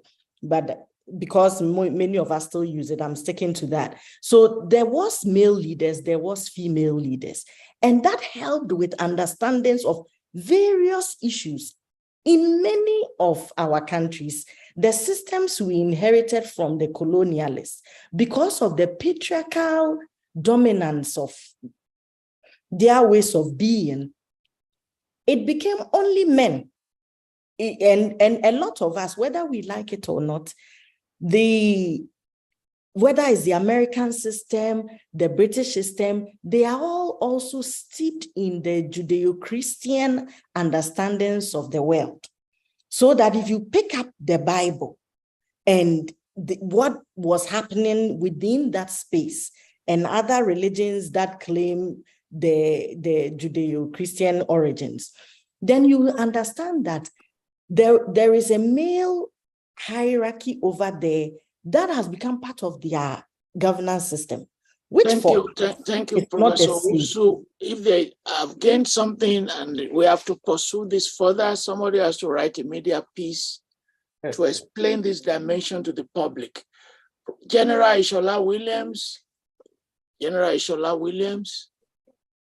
General Williams still alive. Is that him? I see. Your turn, please. The colonel is asking whether the general is still alive. Yeah. I saw him about 30 years ago. Now you can hear me? We can hear you. Can you hear me? Yes, sir. Please go ahead, Yes, sir. we can hear you. Somebody just said he didn't see you. He saw you last time 30 years ago. Go ahead, sir. Go ahead, sir. Okay, thank you very much. We'll bring you back. We'll bring you back when your system is stable. Lara Luko will bring the general back when the system is running away from the colonel. Lara Luko. One basic fundamental that you need to understand that in most of our countries, tries to create. We'll bring you back when your system is stable. Lara Luko. Thank you, Prof. And good evening, good afternoon, everyone. Thank you for the wonderful panel. It's been an interesting conversation. I just have a question about military, the role of the military in securing democracy and helping with governance in a country. And I'm not sure if this has been discussed already. So I read the Guinea leader's address to the UN General Assembly, and it was talking about how it was important for the military to have been involved because of broken promises from civilian governments. And I'm just wondering, and also for me, being Nigerian and understanding the role the military played in, the NSAS protest where civilians were trying to, we're protesting peacefully. I understand how powerful the military is in any government. So it's either they're being used by the civilian government or they themselves are taking over power. So I'd like for someone to maybe speak to this. What is the role of the military in democracy, in governance, and helping with securing development and just helping the citizens of a country prosper? Thank you. Thank you. Is the general still there? Because if your system is functioning now, you can come back. Has he left?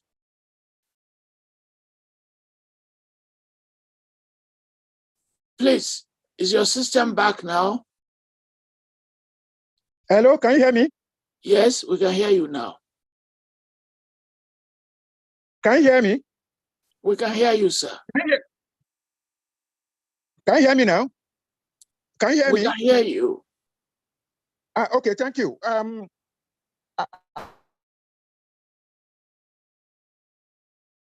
I want to start by saying that, okay, and therefore that multi-ethnicity is expressed in politics and also in the security agencies. And each ethnic group has an interest. Sir, your system is not functioning And in the adopted political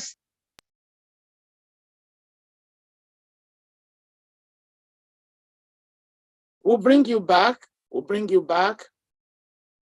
Adebowale Shobowale. Adewale Shobowale. Yes. Hello, everyone. I just wanted to chip in maybe 1 or 2 points. In the first instance, it's like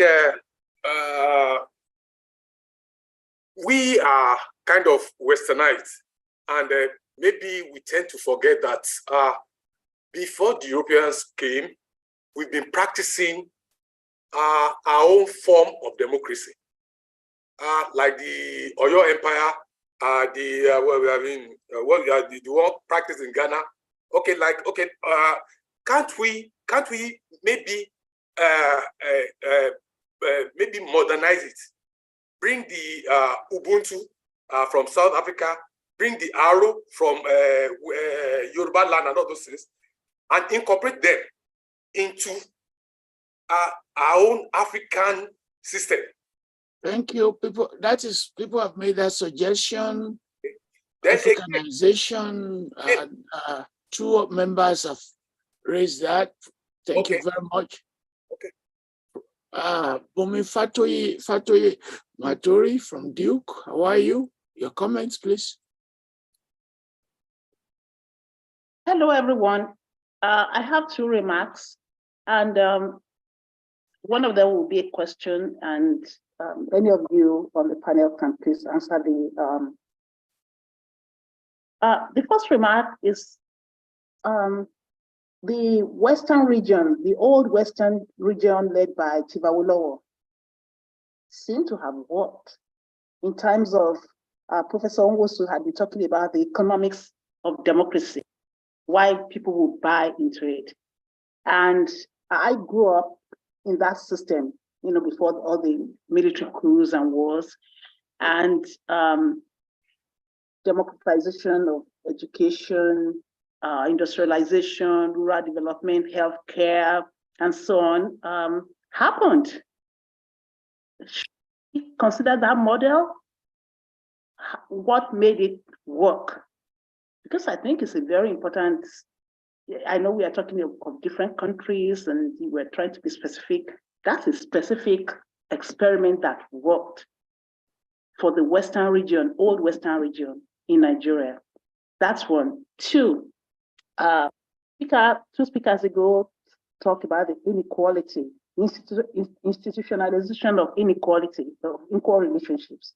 And she mentioned gender, the relations between men and women as the root of coups and so on and so forth. I agree with her, but I want to add that the very important point she made, that prior to European colonization, Africans were going about colonizing each other, fighting each other, selling each other.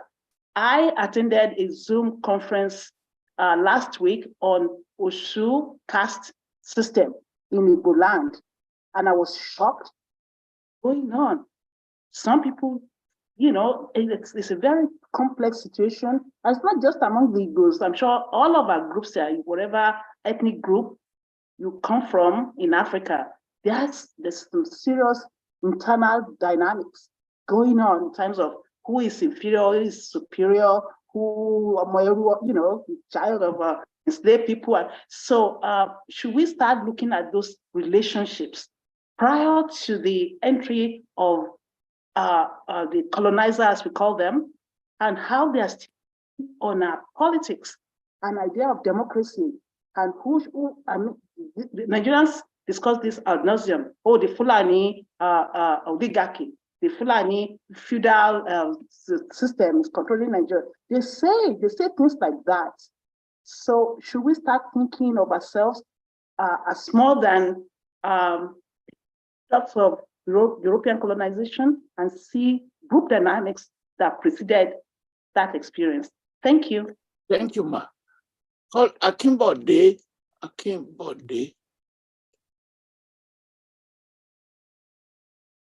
Good evening. Thank you very much, Chair, and thank you, panelists, for the presentations. I have a few questions. I think it cuts across the speakers. The first question is, while there has been a wave of coups in some African countries from Guinea to Gabon, I'm just wondering, what's your thoughts about countries like Nigeria, Ghana, Senegal, Ivory Coast? I mean, these countries, of course, the possibility of coup, many will say is unlikely, but unlikely doesn't necessarily mean that it is absolutely unlikely. So what are your thoughts on coups in these countries that I mentioned, Nigeria, Ghana, Senegal, and Ivory Coast?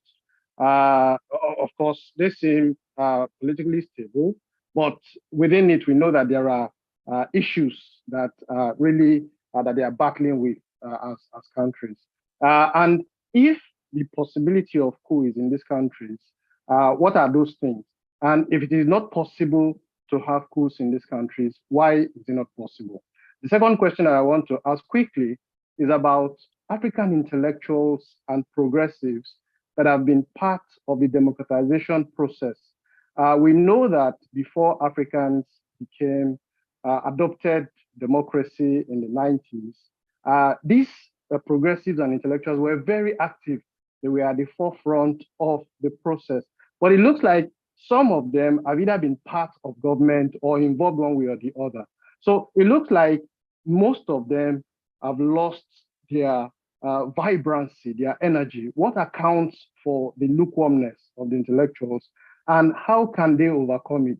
Finally, I get the argument about neocolonialism. However, I am wondering, what can we do as Africans without the West?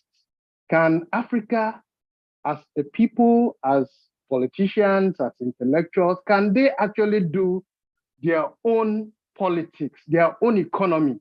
I mean, I think it was Samira Amin that talks about the linking. But can Africa actually deal with its own issues by itself? Thank you very much. Are you talking about the inevitability of Western domination, or you are talking about the possibility of African assertiveness to manage its affairs? Because the inevitability of the inevitability of Western presence in African No, they can be affairs. present, but it doesn't mean they can exploit us and dominate us. Yes, Okay, they can be present, but it looks like from the political angle, our political leaders often find a reason to justify, to rationalize their relationship with the West. That is their own problem. But even we academics, as to the possibility of, because we are an agency. You are talking to me, you are an agency. Yes. Human beings have an agency.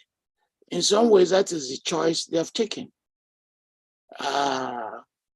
Can we disconnect ourselves from global forces? No one is recommending that.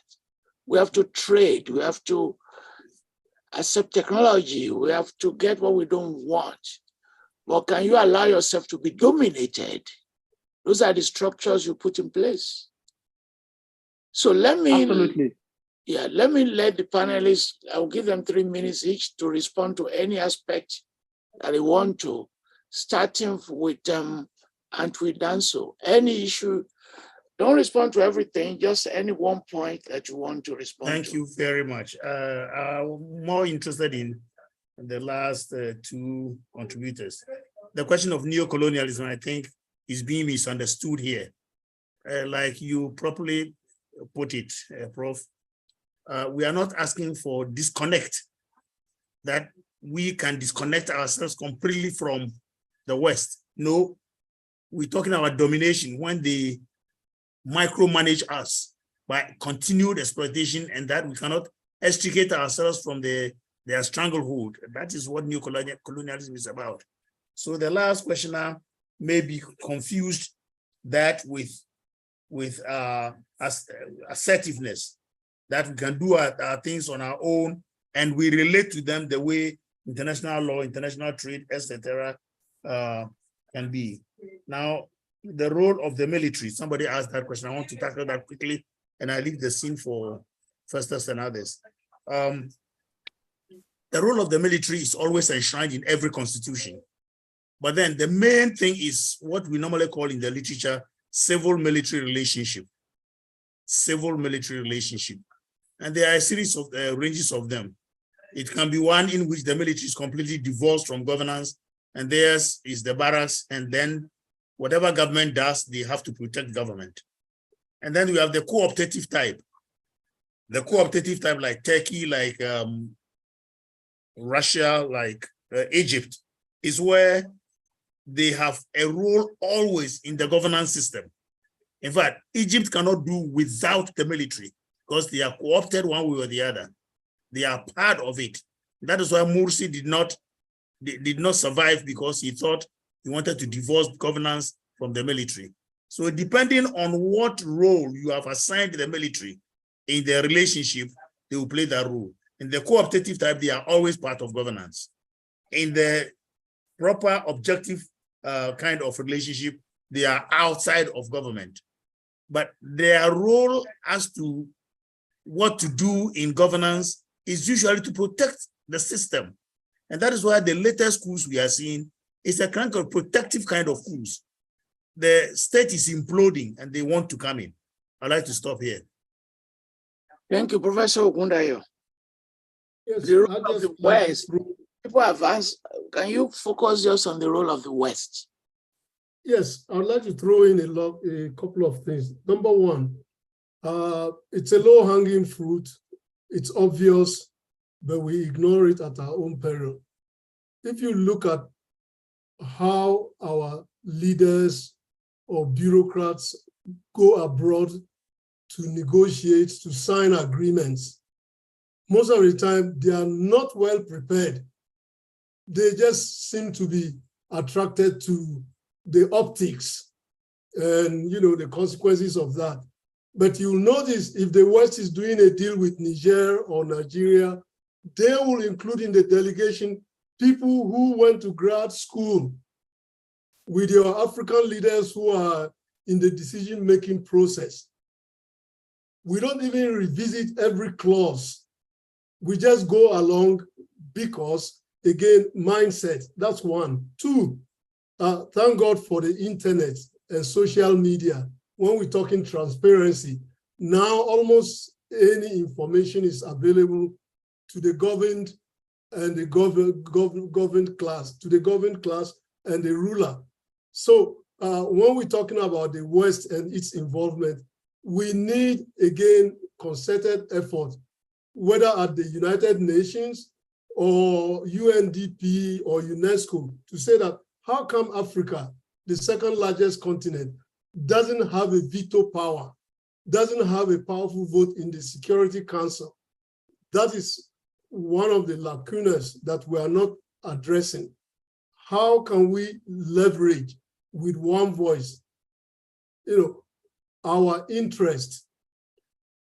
This is what we need to start to speak with one voice. For so long, the tendency has been to divide and conquer. So that's as far as the West is concerned. I'm also interested in the curriculum of our institutions of higher learning.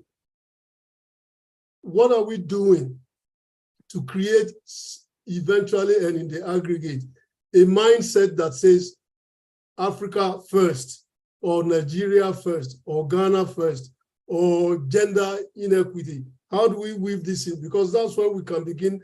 I mean, it's a tall order. It's not going to happen in one day, but we can begin to make it possible that everybody has a certain consciousness about what's at stake, especially when we engage the West in the international arena. Thank you. Thank you. Professor Achankeng, 3 minutes, please. Role of the West. I think the role of the West depends exactly on how Africa got her independence. If independence was arranged for African countries and African leaders, the terms were dictated to them. Those terms are still in place to this day. So whether they are controlling or they are participants or just being there doesn't even come because of how African nations were born. The new nations were born that way. If a president for the Francophones went over to Paris and signed the pact, we all need to just read the Pact of Independence, signed about a week prior to independence, and you see that those pacts, truly, we shouldn't even be talking of independence for those people, because France took control of everything from money to the military to minerals to what is above ground or below ground. And so if that is the way independence was set, then we can't even say, oh, they are dominating us, because they have been there forever. We have talked about speaking with one voice, which is the same like uniting Africa. My question has always been, if we unite Africa and we remain the subordinates that we have been, so what difference does it make? Are we just trying to emulate Europe or the United States, like we say? But in Europe, Luxembourg, which is a little country, goes to a united Europe for her own advantage. It's not about anyone being forced in Europe. Britain went into the European Union when they wanted and left when they wanted. So when we talk about uniting Africa, with that unity, take away the kind of state capture that we're referring to. Professor Owusu, please. Thank you. So I want to stay with neocolonialism and its other neighbors. So our leadership bad? Yes. Are technocrats working for our good in Africa? No. And I think that's the issue with the new thinkings about neocolonialism.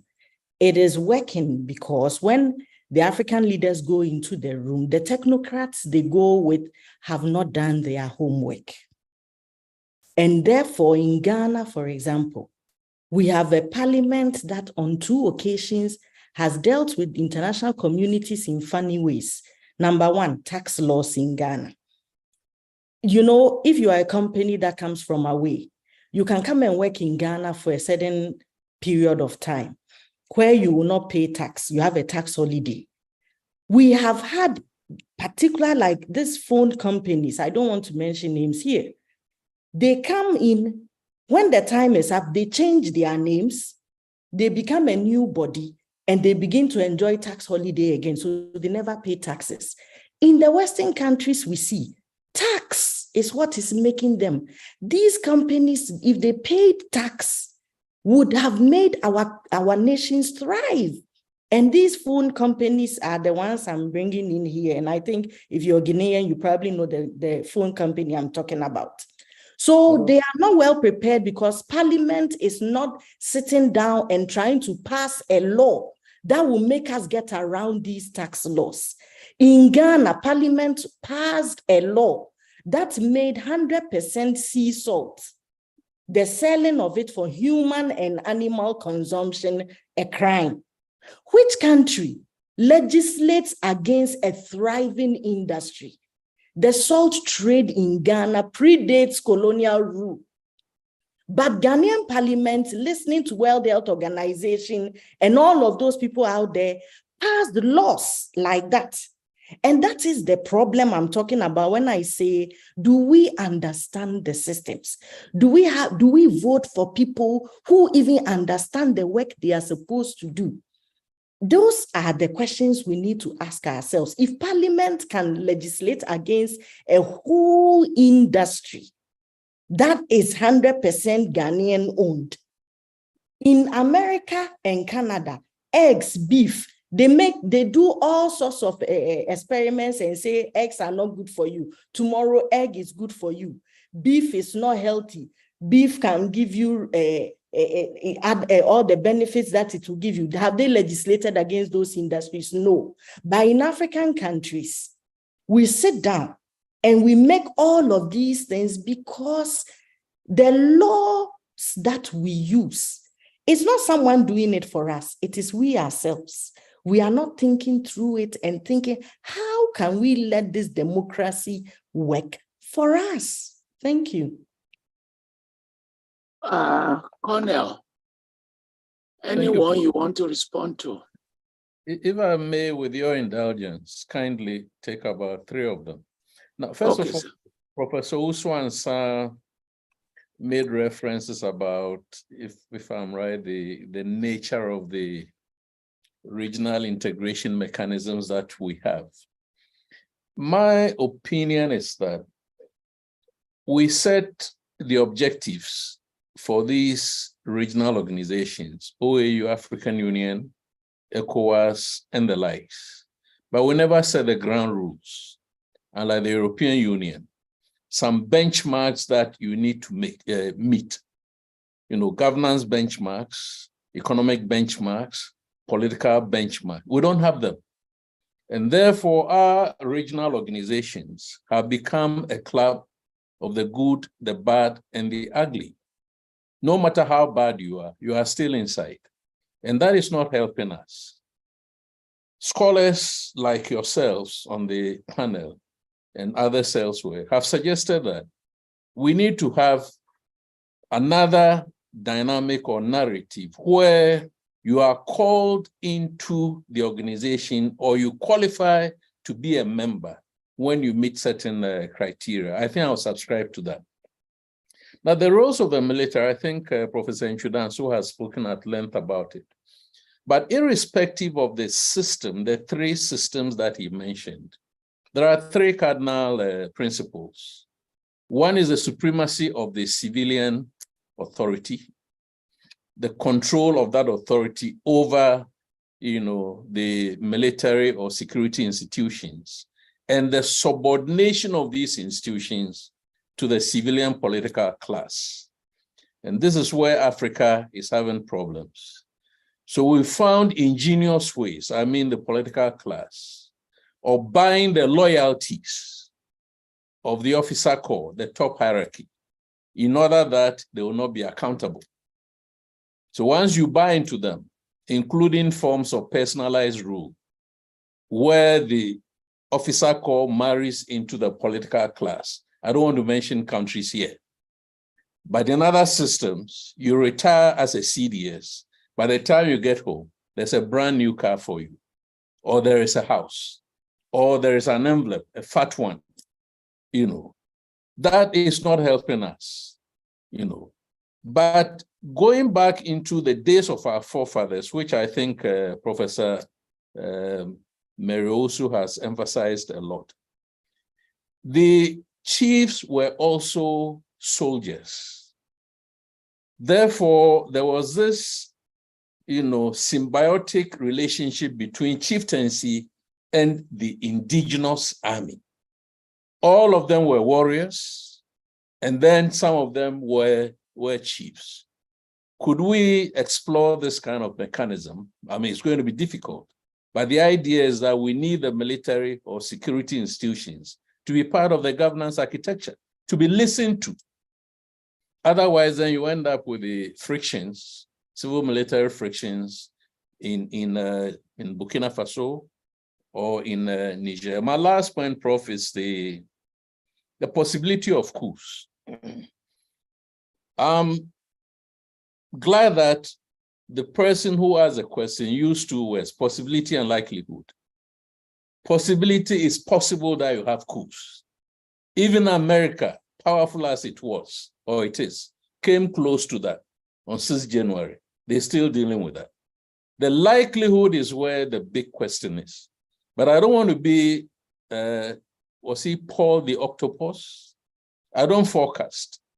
Look at the indices of governance, of politics, of economics. If any country or any government doesn't meet that, then the likelihood of a coup is very high on the scale. If it does, then there isn't any problem. So currently, I will not speak about Nigeria, I will not speak about Ghana. But as Professor Antwi-Danso said, there are a set of countries that are first-class candidates for coups. Those whose leaders have changed constitutions, with or without the backing of metropolitan powers. And that includes Ouattara's Cote d'Ivoire. What is going to happen to Cote d'Ivoire if Ouattara is able to serve out his 2 terms, which will end probably 2030? Is he even going to survive? What about Togo? What about Benin? What about the Ugandan case that somebody mentioned?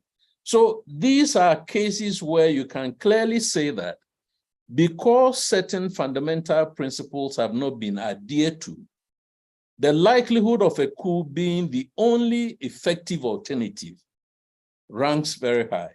Yes. And that is what I think our political class should be mindful of in order to avoid, the necessity of coups. I thank you, Prof.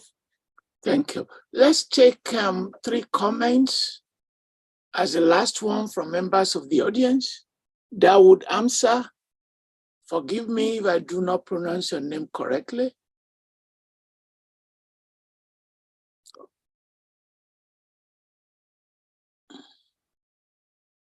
Please unmute yourself, sir. Unmute yourself, sir.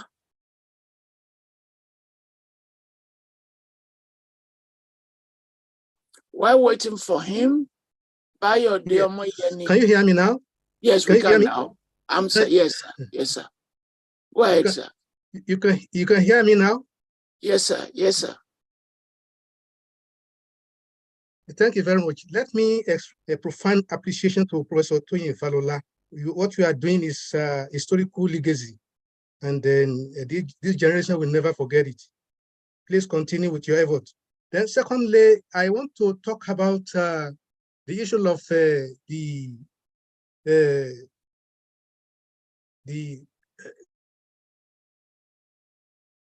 neo-colonialism and the agents in Africa, and the puppeteer and the puppeteers. This phenomenon will never cease to exist in that continent. Everybody has profiled different solutions. The issue of accountability, for example. The question of the rule of law is very, very important. Either military regime or political or democratic regime in Africa, the moment these elites assume the power, they become the emperors. They are above the law. So, and their cronies also, they are above the law. And that is why no policy in Africa succeeds.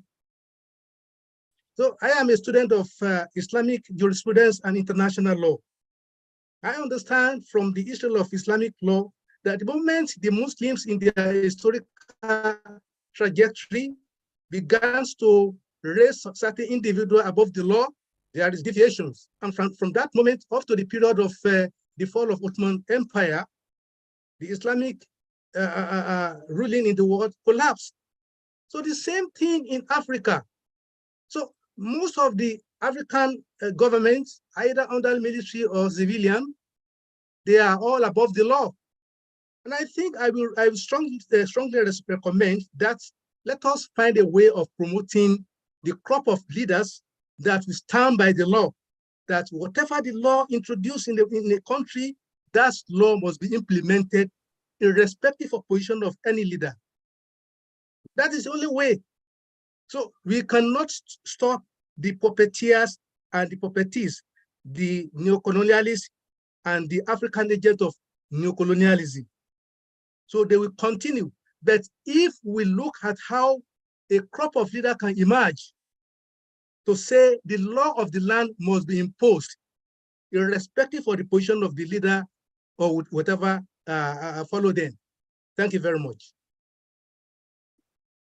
Thank you. Leonardo Kushonu.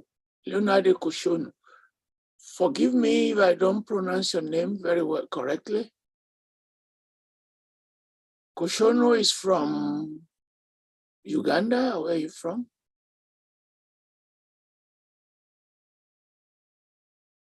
We cannot hear you, sir. Please unmute yourself.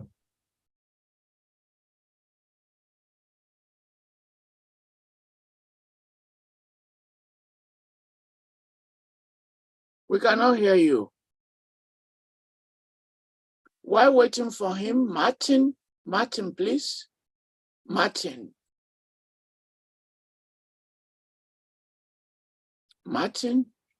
Thank you, Prof. I hope you can all hear me. Martin, Syracuse University. Long time. Good to see you. Martin, thank you, is Prof. Here. Yeah. Go ahead, Thank you, sir. Prof. Thank you, Prof. I want to thank all the presenters for or the panel for those excellent ideas that you have provided for this very, very important and current topic as far as Africa is concerned. Now, I just want to follow up a little bit faster with some comments that relate to a question I will have to ask at the end, which is that the issue raised by my colleague Edmund Abaka about the need for accountability by the African political class. I think it is a very important question that should be given a lot of consideration as a way of finding solution to the current political dilemmas that we are discussing today. And I think my colleague, Dr. Ogundayo, followed up with this quite a little bit by mentioning, and I saw him talk about this in a very emotional and touching way, about the need to change the mindset of the leadership. And specifically, he mentioned the need for education as being very key. And a couple of other presenters have also, I think, mentioned and talked about that specific element as well. So I was wondering what any of the panelists, I think they can go and, they can go ahead and comment on this issue. The role of the civil society, strengthening, educating and empowering the African civil society as a way of perhaps cultivating a more permanent solution to what is bedeviling most of the African countries. And what I mean by this is just the ordinary people. These are the individuals who vote in our leaders, whether parliamentarians or presidential candidates and so on and so forth. And I think they hold the key and the power to having these people be able to be accountable. So I was just wondering what any of the panelists would be able to kind of highlight a little bit on that issue. Thank you.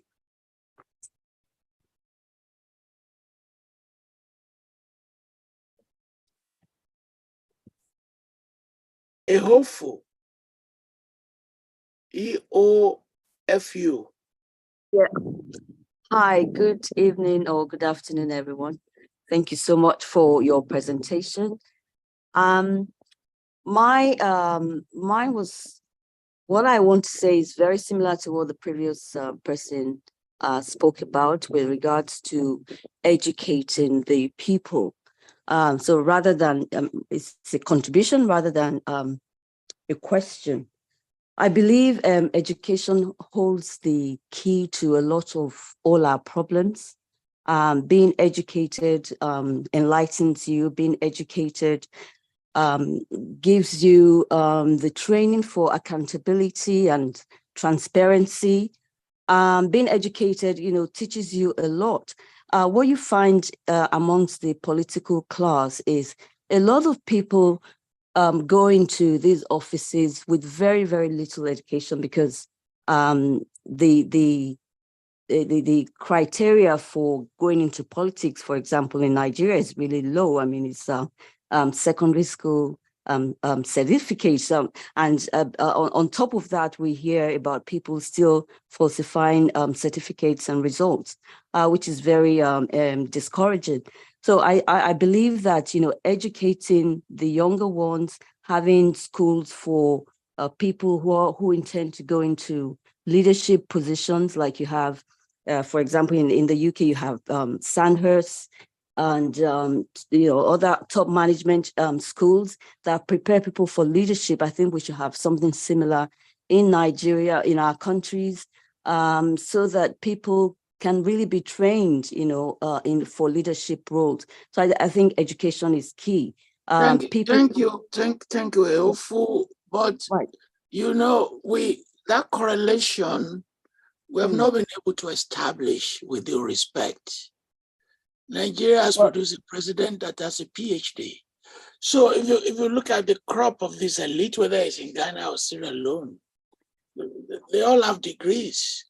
That correlation between, that correlation between their education and what they've done in government has not encouraged us to lead to in that direction.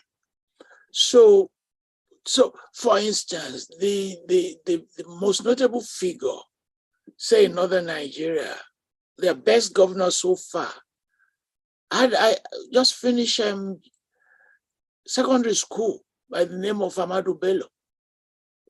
So the others who came after him, they went to school, but they've not achieved as much success as he has done.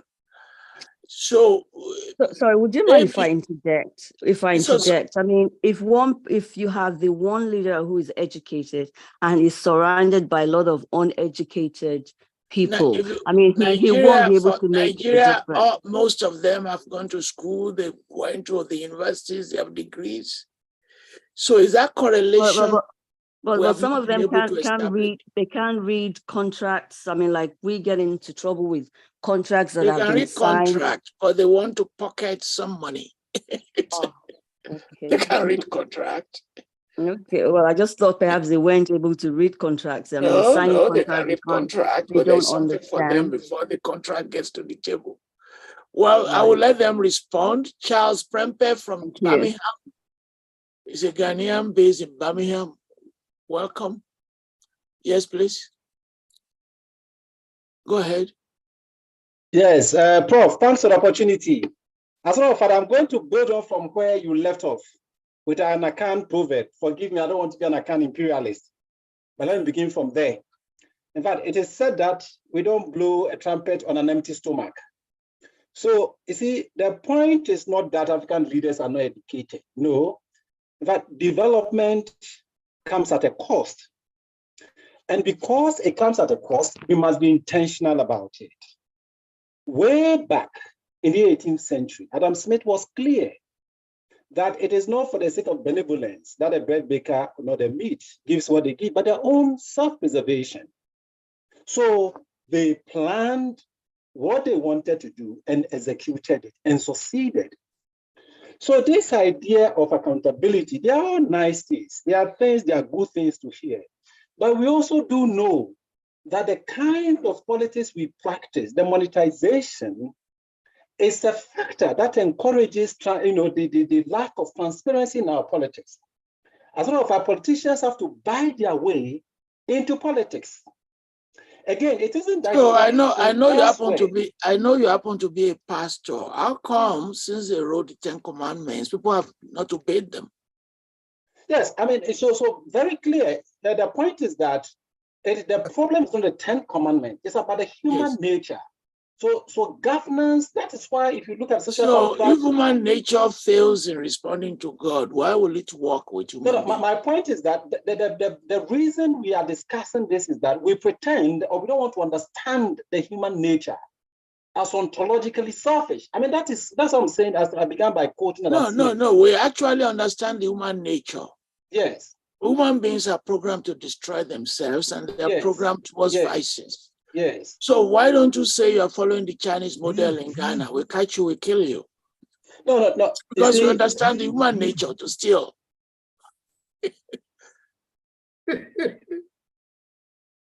And had to plan how to keep their own people from killing themselves. And that's exactly what they did. No. Prempe, you are a pastor. We understand human nature. That's why you go to church every Sunday. Yes. Because you know you are a sinner. You pray. Yes. But can we approach this issue from the human nature? Yes. Because we already know what human nature is. No, that's what I'm saying. So my point is to say that, you see, once we have a better understanding of the human nature, we already have a good understanding of human nature before Christ. A moment. You see, that's what I'm trying to build on from there, looking at how the so-called developed nations have survived and succeeded with that understanding. So the point is, are we prepared to go that direction? That's the question. I think that's what we need to locate the debate. That's what we need to locate the argument. Okay, so let's bring this up when they throw Trump into prison. And then you now begin to say, okay, our problem is not with the last speaker, we don't have education, we don't understand human nature. Our problem is that we understand them, but what are we doing? Yes, so what we are doing... For instance, yes. I know you're a pastor, and that's why I'm challenging you. You are accountable to God. You know, if you do this, you die, you're not going to see God. You understand? I'm manning the gate of heaven with Peter. And I can say, Prempe, these are the offenses you have broken. I'm throwing you into hellfire. Mm-hmm. And that cautions you. What are the sanctions? What are the punishments? So let me bring in Biodun Ogundayo. No. Hold on. Biodun Ogundayo, because my panelists are tired. I can see their faces. Biodun Ogundayo. Yes, thank you, Prof, for this opportunity, and thank you, the entire panelists and all the other listeners. I'm talking from Germany here as a disaster manager, and having said that, I think having listened for over almost 2 hours now, we never, respectfully to all the panelists and every ideas raised, we've never talked about the role of technology to all of these issues. I think we mentioned it. I think you, Mr. Professor Toyin, you only referenced technology at one point in trying to respond to one of these questions raised. But as one of the issues and how it connects to these problems or the issues, I think we've never mentioned it. And that's the first thing. Then the other thing, which is very integral, is that we don't really appreciate the baby steps we've taken over the years. So, and before, of course, when many of you, the panelists who are in our ages, these problems have been there. So now we still spend more time about the problems, and it won't solve the problem, respectfully, because it's obvious that virtually everyone understands the problem, but how do we solve it? That's the first. No, and with respect to technology, can you specify what you mean? Because technology is what is making the coup possible, what is creating ISIS, what is creating Boko Haram. What specifically do you mean? Thank you for that. It's very broad. I will agree with that because one, the ease of people from every part of the world to actually evaluate their present economy in relative to other economies. All Africans can do that effortlessly. So it makes young people are very good at doing that. Everything is not working. Everything is not working. But some of us who have been privileged to live in these supposedly working systems understands that they're not 100% perfect. And but they still see themselves as working in progress.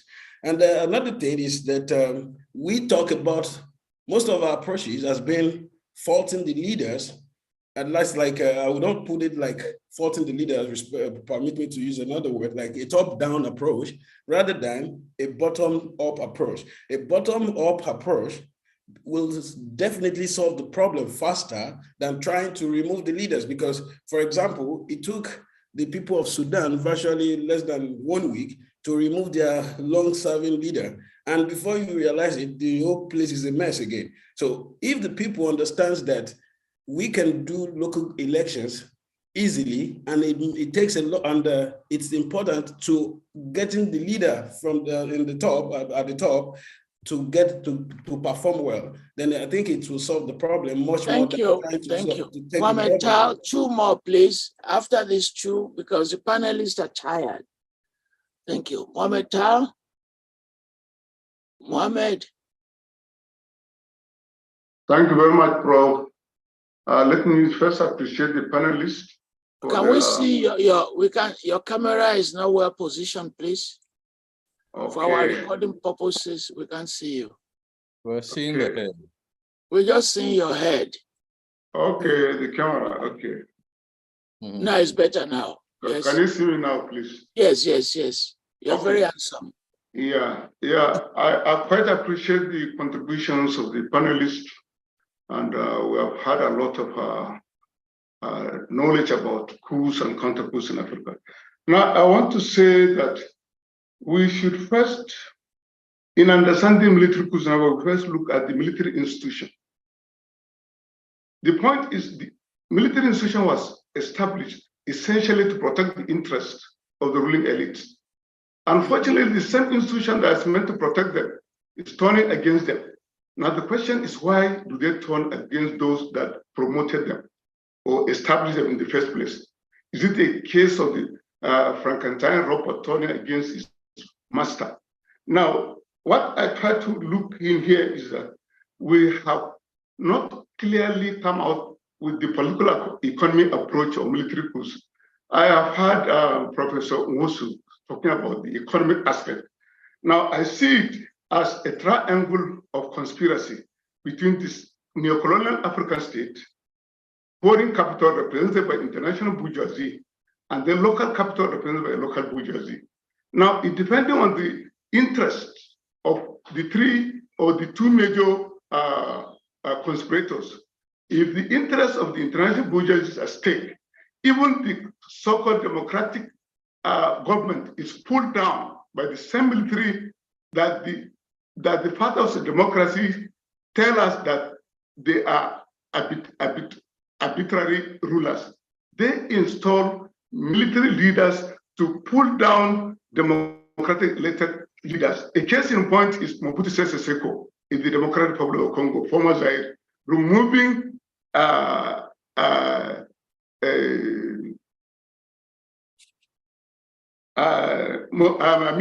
the first prime minister of Zaire. Then that was the work of the neocolonial powers that installed military in power. Another case in point, we look at Burkina Faso under Thomas Sankara. It was a coup that is adjudged as a populist coup. But because the interest of foreign capital was at stake, in collaboration of local bourgeoisie, they had to remove him and then brought in the Blaise Compaoré. Now, if you consider this in a nutshell, you discover that the economic aspect of the African state has to be decolonized. Once the economy is not decolonized, we remain victims of military coups orchestrated by the conspiracy of local and international capital. Thank you very much. Thank you. Political economy, neocolonialism, the power of external forces. Thank you very much. Mr. Tayo, please. Be brief. Yes, sir. Unfortunately, I heard all the points that have been made, but the only one I was able to latch onto is that of education. When the word education is thrown around, in Africa in particular, the question I ask myself is, what do we understand to be education? I would say for myself, I've been fortunate enough to have been educated in Ibadan at a time when the country, well, I'm quite a young person, but we still had the conscience as to who we were. Such concepts as slavery, such concepts as what it actually meant to be a Yoruba person were being told. When people talk about education in Africa, for the most part, people are talking about people acquiring degrees from universities whereby you can show that, oh, look, I'm lettered. Because I'm lettered, look how much I know. The kind of education I believe in that would move Africa forward is such that for each locality, the representatives understand who they are vis-a-vis the society they are from.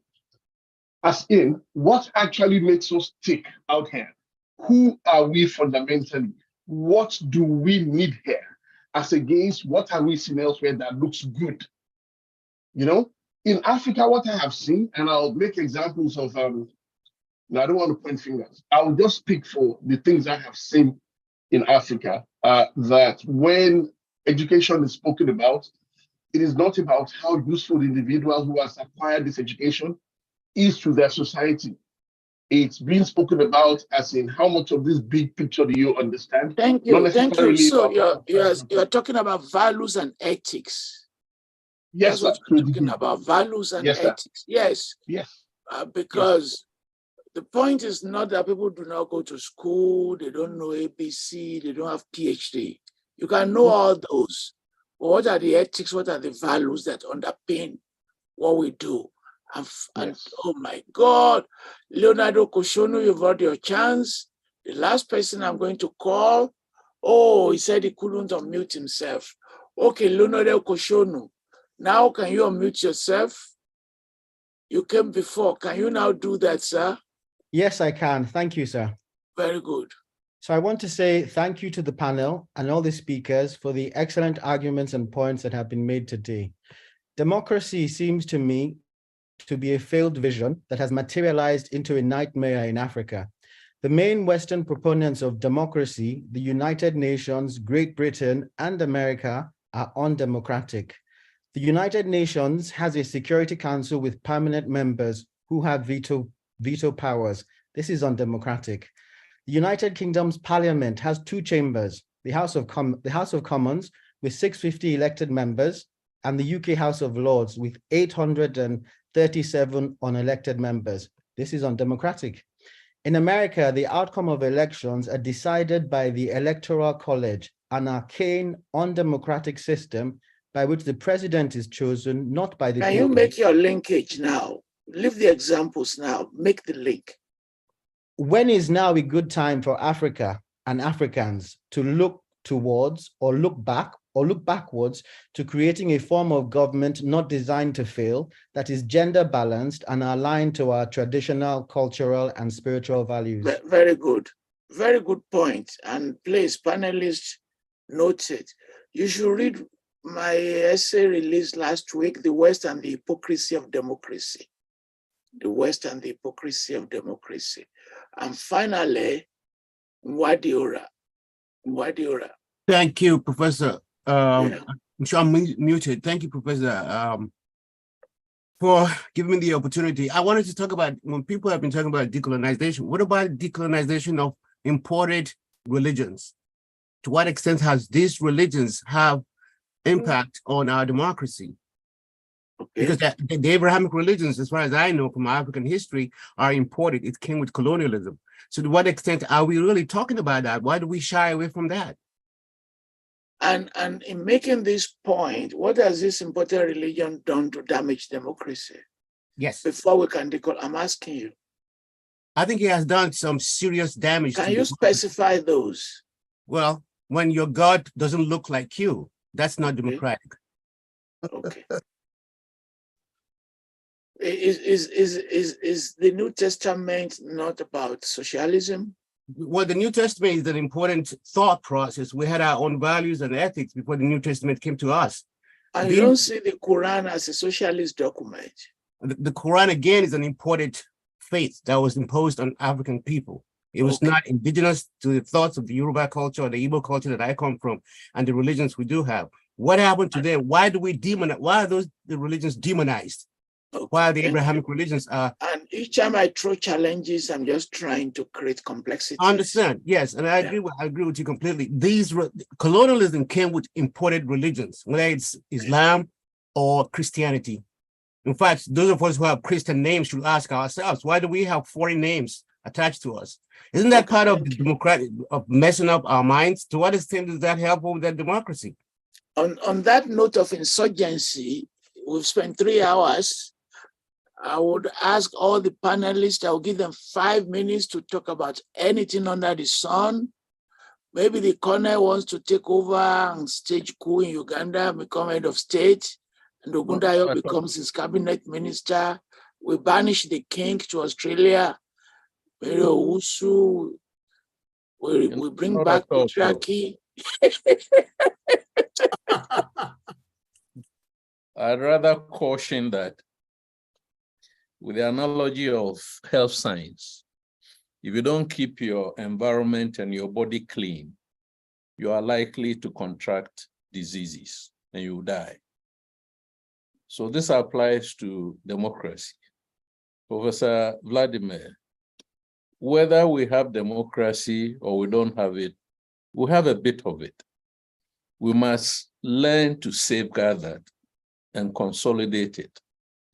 But I'm afraid what I've seen, Professor also referred to 30 plus years of democratic dispensation in Ghana. But what I have seen is not democracy in practice.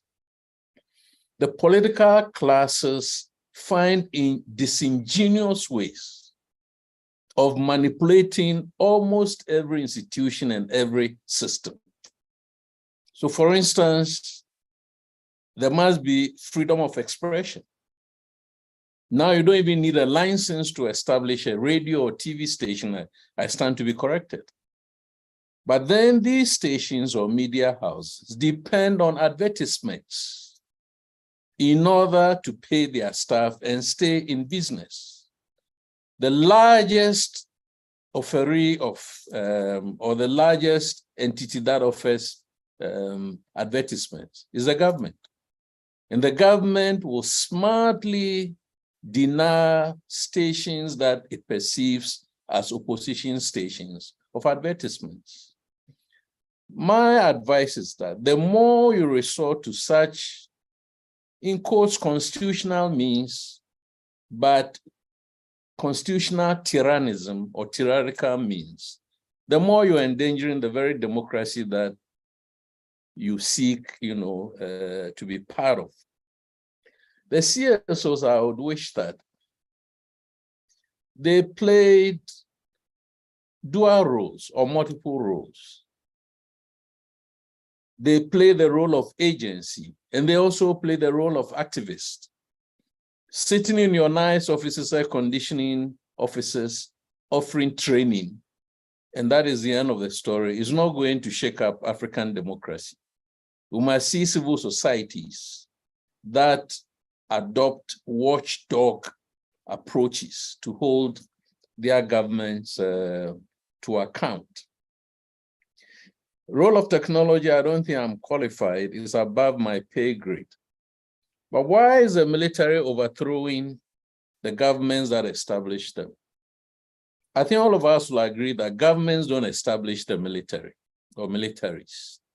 These institutions are established per the constitutional provisions or the relevant acts of parliament.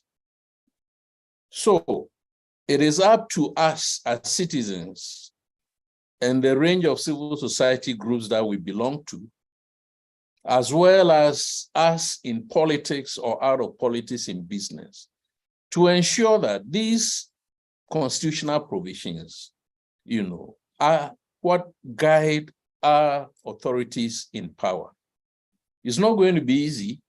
And I cited the example of the demonstrations in Ghana, the pick and choose, the selectivity, that if one group, for instance, disregards the service of an application for an injunction and they are brutalized, and then you have another institution that ignores the same scenario of ignoring an application for an injunction, and nothing happens to that institution. That selectivity of constitutional provisions or legal provisions is not what good democracies are about. You may probably feel that as a political party in power, you have benefited, but in the long run, you have injured the democratic institutions and structures and environment that we all, subscribe to. So that would be my humble advice. Let's hope and pray that coups don't happen. But then having said that, if our political elite don't pay attention to the cardinal principles of democracy, the rule of law, whatever it means, and then the protection of human rights, for instance, and the sanctity of electoral processes, you may win the power, but then you may have, done a lot of injury to the state that you belong to. And finally, to our regional organizations, the best that they can do for Africa is to apply our continental regional instruments fairly. A coup is a coup. There is no good coup or bad coup. Civilian unconstitutionality cannot be acceptable when, on the other hand, military unconstitutionality is not acceptable. So if some of our leaders think that they are beyond accountability, I think the spate of what we are calling the third wave of coups shows clearly that coups may not be likely, but they are a possibility. And if you tick many of the boxes, one day coups will happen. So that's my advice to the political class and to the societies that we belong. I thank all of you. Thank you, Colonel Festus Aboagye. Before Vladimir, the professor, completely falls asleep, are you awake now? He's tired. I'm not sleeping. I'm listening very attentively. Oh, you are reflecting. And listening to others, I'm also learning. Okay. Please, can you make your closing statement, sir? Right. Thank you so much. Yes, the likelihood of such coups, which I call the systemic coups,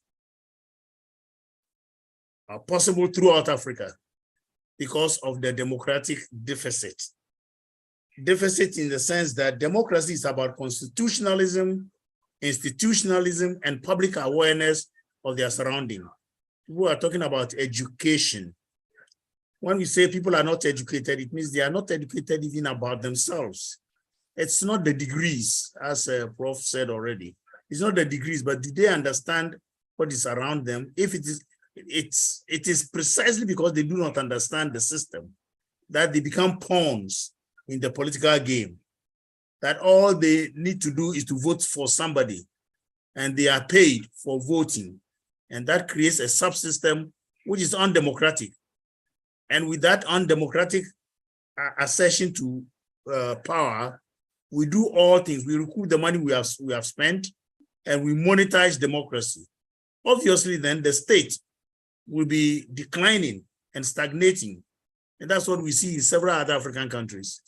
And when the military or when there is a problem, then there is unconstitutionalism, then the rule of law is also lost. That is what brings in the military. So there are several candidates. Festus was afraid to mention, but let me say that, look, countries like Senegal, Cote d'Ivoire, Chad are all candidates. Congo, Brazzaville, they are all candidates for coups, and we must watch out. Even those countries we think are democratically stable must watch out, because once the democratic deficit is there and the economy is not doing well, any other person who just usurps power will be heralded as a hero and as a savior. We must watch that. People are talking about accountability. It will never happen when you have a deep state. In the deep state, everybody is struggling to get something to survive. So whatever he is given to keep him quiet or to survive him, it's okay. And therefore nobody accounts to nobody. And we must watch that. So accountability is a problem and will continue to be a problem when you have a deep state in almost all the countries. Somebody mentioned Sudan, that people were able to overthrow their government, but they did not understand what they were doing. They did not enter the institutions they did not supplant what they overthrew with anything. And that is why we have what is happening in Sudan today, because the people there can't be a vacuum. It is in the vacuum that the military has gotten up and they are fighting now. We must watch that. So it's not a matter of just the people just getting up, Arab Spring, destroying, and nothing comes into place. There will be more anarchy. My contention is that we can speed up integration in the real sense of integration. And that is the only way that the integrative units, ECOWAS, ECAS, and others can play a meaningful role in urging democracies in their areas. But if we don't speed up the areas of integration, the integrative processes through actual rules and regulations of acceptability or being membership, and that we open it just up, everybody comes in, we are not going to get where we should be. And I would like to stop here. Thank you so much. Thank you. Professor Moses Owusu, your closing statement. Mary, you said Moses. Oh, sorry. So I was wondering. He's tired. No, so apologies. No gender problems over here.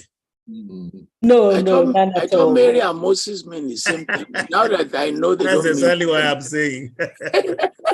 In your defense, they are all names from the Abrahamic religion.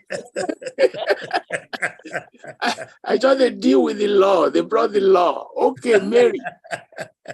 So I think that I want to start off by going a little bit into my own field, which is intellectual history, and throwing a little bit of concern that I have with some comments. I have a problem when we empower the West so much. You know, when we think that the West is so knowledgeable, they have done this, they have done that. I think we need to clip the wings of the West by recognizing that knowledge that we all cherish, here, there, and everywhere, is a product of all of us. Humanity is human knowledge, more so, a lot of them Western knowledge. For example, if you ask most people about Western forms of dressing, they will go and bring a cotton shirt, cotton trousers, cotton whatever, and say, oh, this is what the Western people wear. Do they grow cotton in their countries? Who showed them that you can use cotton to make clothing? And it's all of these with the different forms of knowledge. I use this as the best example.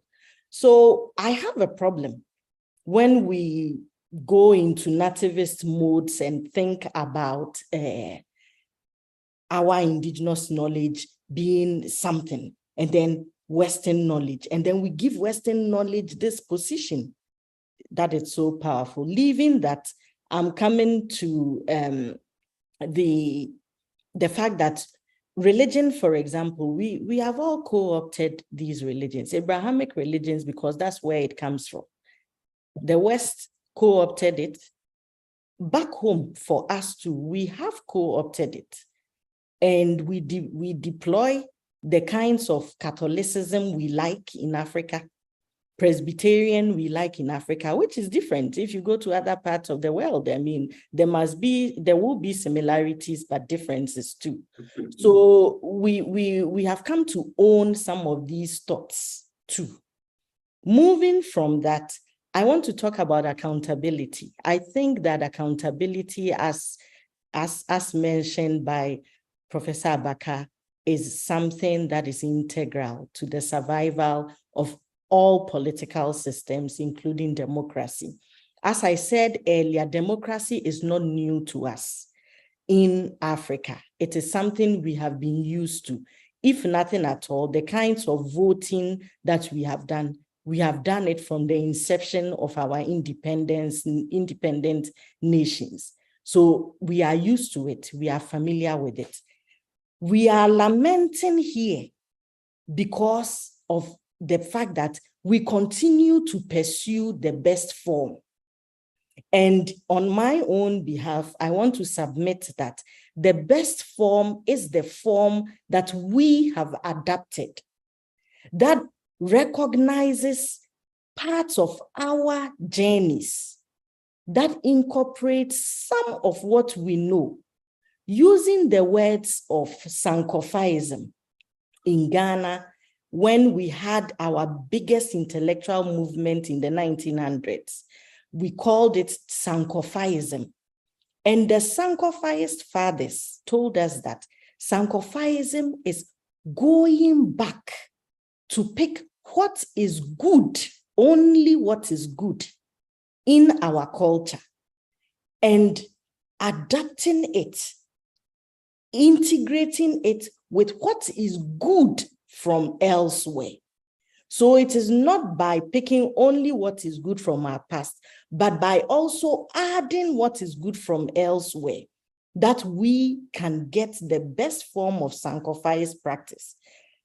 This should include, as one contributor rightly said, cosmological balance, which was at the core of our African governance structures. Wherever you go in Africa, we had balance as a thing.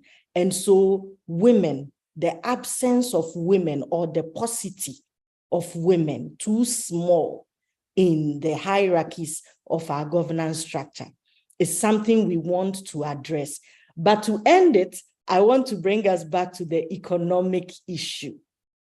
Isn't it time that we go into the room, our technocrats? If we keep on pointing fingers at the leaders, the fish head is rotten. But in our case in Africa, the whole fish is rotten. We all need to understand that we are all contributors to the problem. If you are not doing your work well, as the person that asked the question on technology brought about, if you are not doing your work well, how do you expect the nation to thrive? Thank you, Professor Owusu, because you are becoming motherly now. You're now talking like a mother, and I promise you, we'll take care of our kids. King Fuankem, your closing statement, sir. Thank you very much, Prof. She has reminded you to be fatherly and do your work very well. Thank you very much, great Prof, for this great opportunity to all of us. I'm going to close again with the colonial presence in Africa that Professor Da Silva had mentioned earlier. And I say this because there are scholars who continue to argue that colonialism was long gone, so why are we always being reminded? The unfortunate thing is that the contradictions of the colonial state were passed on to the new states at independence all over Africa.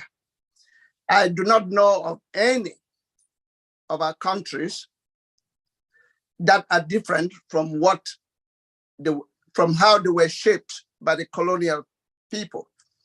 I was doing a book sometimes past, and a Nigerian contributor said, Nigeria, the marriage of unwilling partners.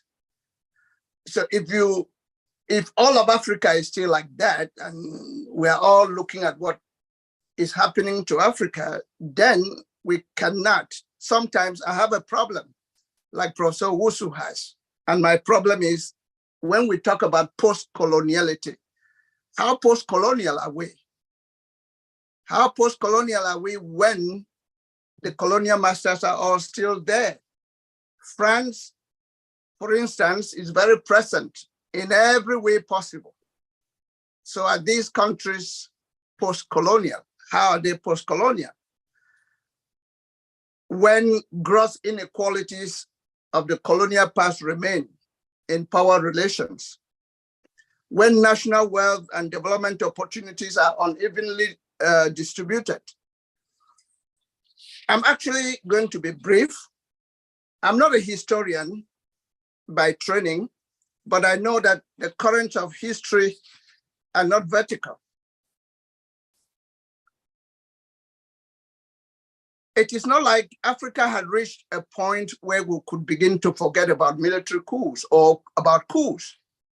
How did we even begin to think that they were gone when we know exactly how people in Africa are living? I think my understanding is that the currents of history are secular. And so being secular, the coups hadn't gone, they were likely to return. As long as the current conditions persist, there will be coups. Even in those non-former French colonies, like Nigeria, Ghana, Sierra Leone, Kenya, or wherever,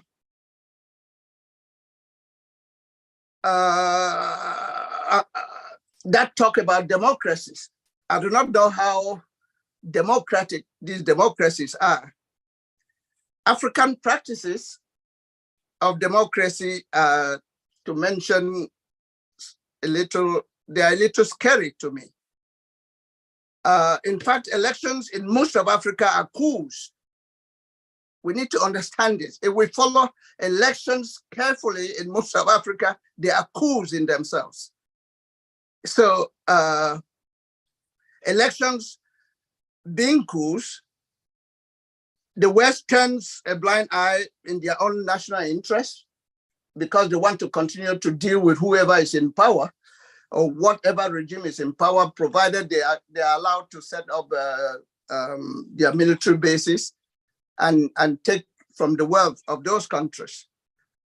I think I will close by saying that the positive, especially concerning the recent coups that we're all talking about in Niger, Burkina Faso, Mali, the good thing that is happening today and that we can start being hopeful, like we had said earlier, is that African people are beginning to be aware of who they are. It's awareness, which is growing. Africans are beginning to be aware of who they are, what their countries have, what the West has done for many decades and centuries, and the need for African people to begin to take their own destinies in their own hands. Thank you so much. Thank you. Because we still have Professor Ogundayo. Have you given your closing statement? No, sir. Should I go ahead? Please, sorry, King, for asking you to stop. Yes. One more time, I really humbly appeal to every one of us on a platform such as this. Some of us are very close to centers of power, especially in the ECOWAS nations. Please beg our leaders to let food and medicine into Niger. This is real life issue. Let in medicine and food, and you can throw in all the other sanctions. Because every single day I get phone calls. I talk to my former students and people that are in the system. Thank you very much. As you are aware, there are many newspaper editors who have joined us who will relay this message. Yes. And I will also, in my own analysis of what you have all said, also include this important point, that if you want to punish political leaders, military leaders, millions of citizens are not part of that power rivalries. They are not part of the conflict. How do we make sure that they live their own normal, regular I didn't get my 5 minutes. Okay. Do you? But your plea is what more than 30 minutes? Well, I just need 1 more minute, please. Okay, sir. go ahead. Go ahead. We've talked about education and mindset. And for those of us who grew up at a certain time, I grew up in Ghana, in the Yoruba community, which was an immigrant community in Ghana. We went to school 2 times a day. But at night, we went to lesson organized by the Yoruba community, where we learned the Yoruba alphabet and the Yoruba culture. So that means, because Falola has been talking about agency, values, and ethics. Well, the Yoruba community in Ghana in the 60s, had agency, they organized. So beyond the Western education, we went to lesson. And by the way, how many of you have heard of H.H. Hagan, Courtesy for Boys and Girls? And also I.M. Potts, P-O-T-T-S, Makers of Civilization. These were 2 textbooks. The first one, Makers of Civilization, there was no African leader presented. The only one was Lobengula of Zimbabwe, and he was presented as a loser who was defeated by Cecil Rhodes. So I'm back to what I've been saying earlier in response to my brother Martin. The curriculum is central to create. It may not be immediate, but it's a low-hanging fruit. Number one, change the curriculum to incorporate our value system, our stories, because even at the most elemental level, If you go to your doctor and you don't tell your story, the doctor can profile a treatment. That's one. Two, democratize the publishing system. Publish African stories in African creoles. More people speak Pidgin in Nigeria than the Queen's English or than their local dialect. Publish books in Pidgin. Attendance to that, make the materials for publishing. India has done it. You know, the cotton industry, the wood industry, we can create our own paper pulp industries. It doesn't have to be glossy or whatever. And it makes it a lot easier, democratize in the real sense of the word, knowledge. Falola has written a book on our indigenous gurus. How did we come by this knowledge? It's because he has played a role in making it like a midwife accessible to the rest of us. So accessibility to education, changing the curriculum with long-term goals in view, not just training people to get degrees and certificates. The joke in Africa is that how many engineers do you have to train to change a light bulb? They know all the theories, the physics, but just grabbing the light bulb and fixing it. There's enough for us to do that I call low-hanging fruit. And the aggregate will be a change in mindset. You know, all these things that we have discussed so far are dividends of democracy. You know, but one more time, please talk to your leaders to please open up Niger. Let the food and medicine get through. Thank you, sir. Oloye. Thank you very much. And you can see I try to protect all of you, but the discussion has been so engaging. Members of the audience did not want to leave. They kept coming back, and I've tried to protect you by saying don't answer all the questions. And you spent 4 hours. I apologize, but I'm sure it's very energizing. The contributions are much appreciated. I've enjoyed you. I've received WhatsApp messages that they want us to bring this panel back, which is a testimony to the success of this gathering. I want to thank my own team, our technical team, led by Segun Olopade, and our illustrators, Theophilus and Mike Fionayi, our youth, Ade Abib, and all of them that frame questions for us, our consultant, Professor of Political Science at Brandeis University. All of you, thank you. This is very well attended, and I do not know the angle that the media will be using from this, but these are going to be heavily reported in various newspapers during the week. I want to call on Professor Mary Owusu to thank all of you on behalf of all of you. And please don't forget to thank yourself, Professor Owusu. Thank you. In fact, I'll start with myself then. Mary, I want to thank you for participating in this event.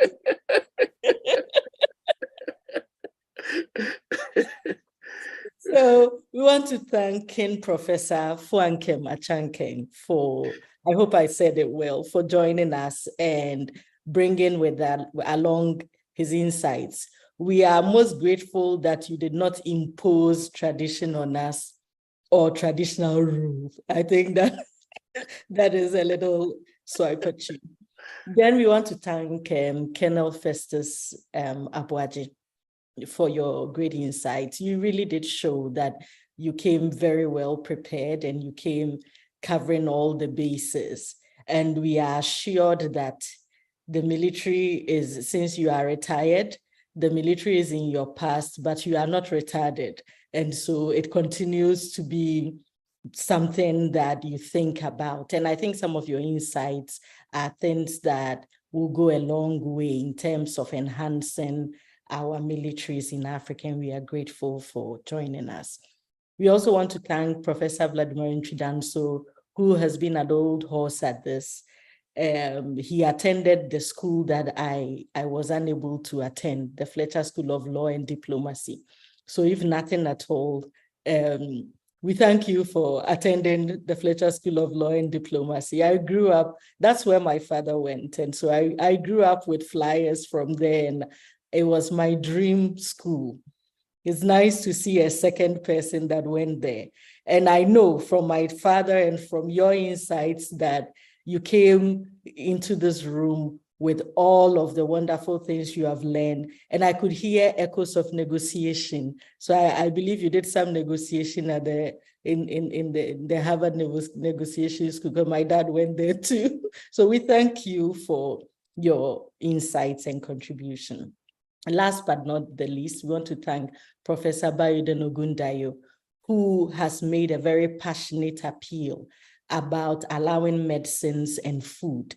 And by so doing, also bringing to the fore the vulnerable people, sometimes in some of these political machinations that are complex, but should also be remembered that they are vulnerable people. Professor Ogundayo, your insights and your push to all of us about our mindsets. I think that you listen to a lot of Bob Marley, so you want us to emancipate our minds from that kind of mental slavery and everything within it. So we are grateful. We really did enjoy listening to all of us. And so I want to thank you all, and in so doing, then end with thanking myself. And we thank the audience. You've been so great. Your insights have enriched many of the things we have done. And as researchers on this panel, I think you have also brought so much that we can think about: economic issues, accountability, technology, and women. Thank you very much. Thank you very much. In 5 minutes' time, the entire conversation will be posted live, not edited, the full transcript. Thank you very much.